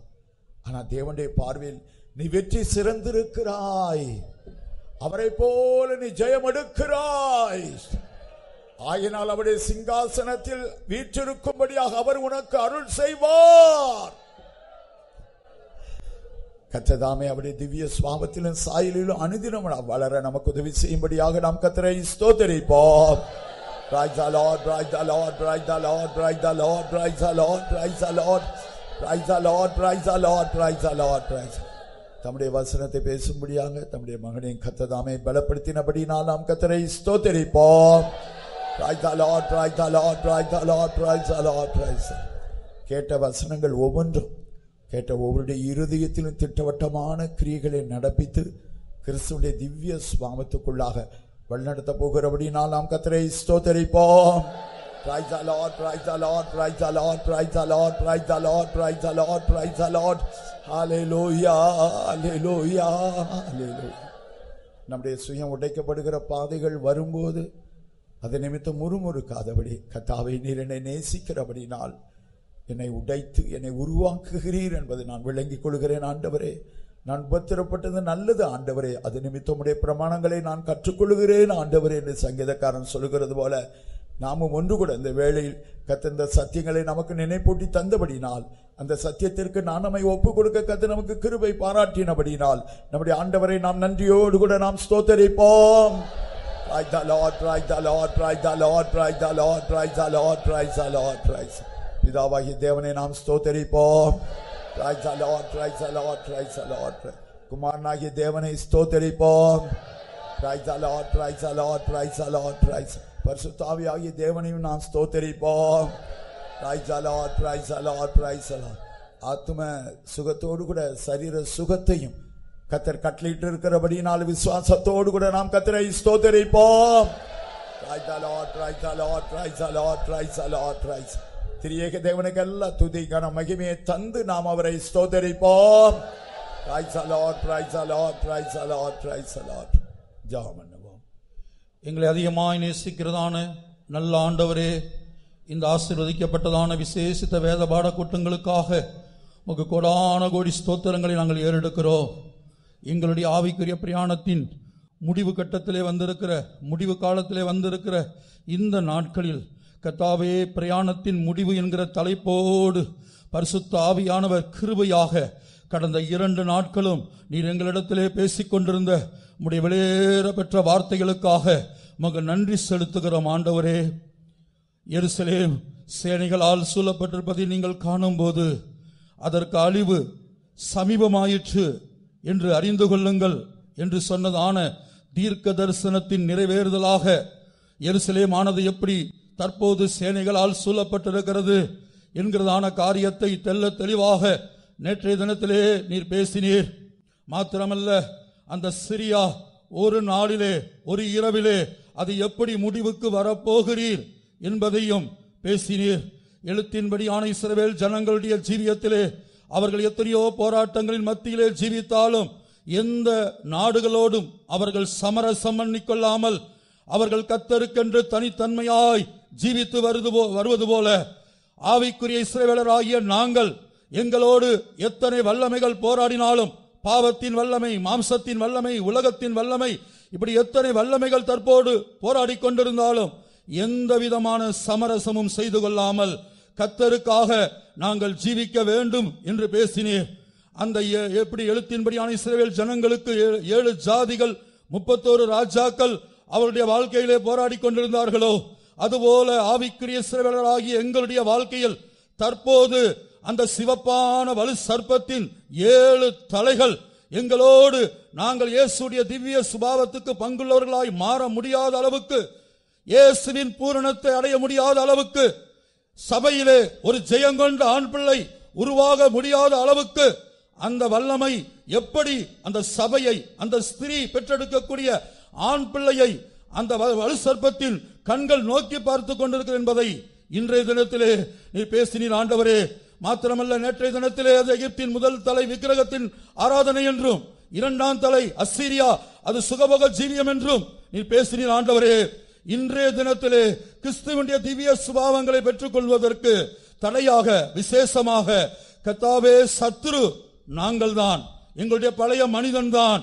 ஆகவே எங்கள் ஒவ்வொருடைய யுத்தமானது எங்கள் பழைய மனிதனோடு காணப்பட வேண்டும். கர்த்தாவே கிருபையாக அந்த வெளிப்படுத்தலை இங்கே கடந்து வந்த ஒவ்வொருவருக்கும் நீர் கிருபையாக தானமாக பிச்சையாக கொடுக்கும்படியாக கெஞ்சி மன்றாடுகிறோம் ஆண்டவரே. கர்த்தாவே நீர் எங்களை உடைக்கும்படியாக இந்த பூமியிலே யாரை வைத்திருந்தாலும் அவர்களை சத்துருவாக எண்ணாமல் உடைக்கப்படுவதற்கு எங்களை ஒப்புக் கொடுக்க நீர் கிருபை செய்யும்படியாய் வேண்டிக் கொள்கிறோம். அதே வேளையில் உடைக்கப்படுகிற கூட்டத்தில் நாங்கள் ஒவ்வொருவரும் காணப்படட்டும். மற்றவர்களை உடைக்கிற கூட்டத்தில் அல்ல, உடைக்கப்படுகிற கூட்டத்திலே நீர் எங்களை கிருபையாய் கொண்டு வாரும் ஆண்டவரே. நாங்கள் எங்களை உடைக்கப்பட ஒப்புக் கொடுக்கவும், கிறிஸ்துவுடைய திவ்ய சுபாவம் விசேஷமாக அந்த மனம் திரும்பி பிள்ளைகளை போல நாங்கள் எங்களை தாழ்த்த இயேசுடைய திவ்ய சுபாவத்துக்காக மாத்திரம் இந்த நாட்களிலே ஜெபிக்க வேண்டும் என்பதை எங்களோடு தெளிவாக பேசினீரே ஆண்டவரே. எங்களுடைய ஜெப சிந்தை அதுவாக மாறட்டும். எங்களுடைய பேச்சு இயேசுடைய ஜீவியம் பூரணம் என்பதை பற்றியதாய் மாறட்டும். எங்களுடைய மூச்சு அதை பற்றியதாய் மாறட்டும். ஒவ்வொரு நாளும் எப்படியாயிலும் உம்மை போல மாற வேண்டும் என்கிற தவிப்போடு ஜீவிக்க அடியார்களுக்கு உதவி செய்ய முடியாய் வேண்டிக் கொள்கிறோம். கர்த்தாவே மறுபடியுமாக உம்முடைய திருக்கரத்தில் எங்களை தாழ்த்தி ஒப்படைக்கிறோம் ஆண்டவரே. எங்களுடைய பிரயாணத்தின் முடிவுக்கு நாங்கள் வந்திருக்கிறோம். உம்மை நோக்கி பார்த்து எலும்புகள் எல்லாம் எண்ணப்படக்கூடிய நிலவரத்தில் சிலுவையிலே தொங்கிக் கொண்டிருக்கிற இயேசுவை நோக்கி பார்த்து இந்த பூமியிலே வந்த சோதனைகளில் நீர் எப்படி இந்த பூமியிலே 2 கொரிந்தியர் 13ஆம் அதிகாரத்தில் எழுதப்பட்டபடி அவர் பலவீனத்தால் சிலுவையில் அறையப்பட்டிருந்தோம். கர்த்தாவே வல்லவராயிருக்கிறார் என்ற வார்த்தையின்படி ஒரு கோழையை போல இந்த உலகத்துக்கு காணப்பட்டாலும் சத்துருவின் தலையை நசுக்கினீரே. அதுபோல நாங்கள் எங்களை கோழையை போல இந்த உலகத்தில் நடத்தப்படுகிற எல்லா பாதைகளுக்கு ஒப்புக் கொடுத்து உம்மை போல மாற இந்த வார்த்தைகளை கேட்கிற ஒவ்வொருவருக்கும் இன்றைக்கு பேசின கிருபையுள்ள வசனத்துக்கு ஒப்புக் கொடுக்கிறேன். கர்த்தாவே எப்படியாவது உம்மை போல மாற்றப்பட்டு உடைய ரகசிய வரிகளை காணப்பட எங்கள் ஒவ்வொருவருக்கும் உதவி செய்யும். இயேசுவின் நாமத்தில் பிதாவே. Praise the Lord, praise the Lord, praise the Lord, praise the Lord, praise the Lord, praise the Lord, praise the Lord. கர்த்தராகிய இயேசு கிறிஸ்துவினுடைய கிருபையும் பிதாவாகிய தேவனுடைய அன்பும் பரிசுத்த ஆவியானவருடைய அந்யோன்ய ஐக்கியமும் காவலும் நம் அனைவரோடும் கூட எல்லா பரிசுத்தவான்களோடு கூட கர்த்தராகிய இயேசு கிறிஸ்துவின் வருகை மட்டும் கூட இருப்பதாக. அல்லேலூயா, அல்லேலூயா, அல்லேலூயா. கர்த்தர் உங்கள் யாவரையும் ஆசீர்வதிப்பார்.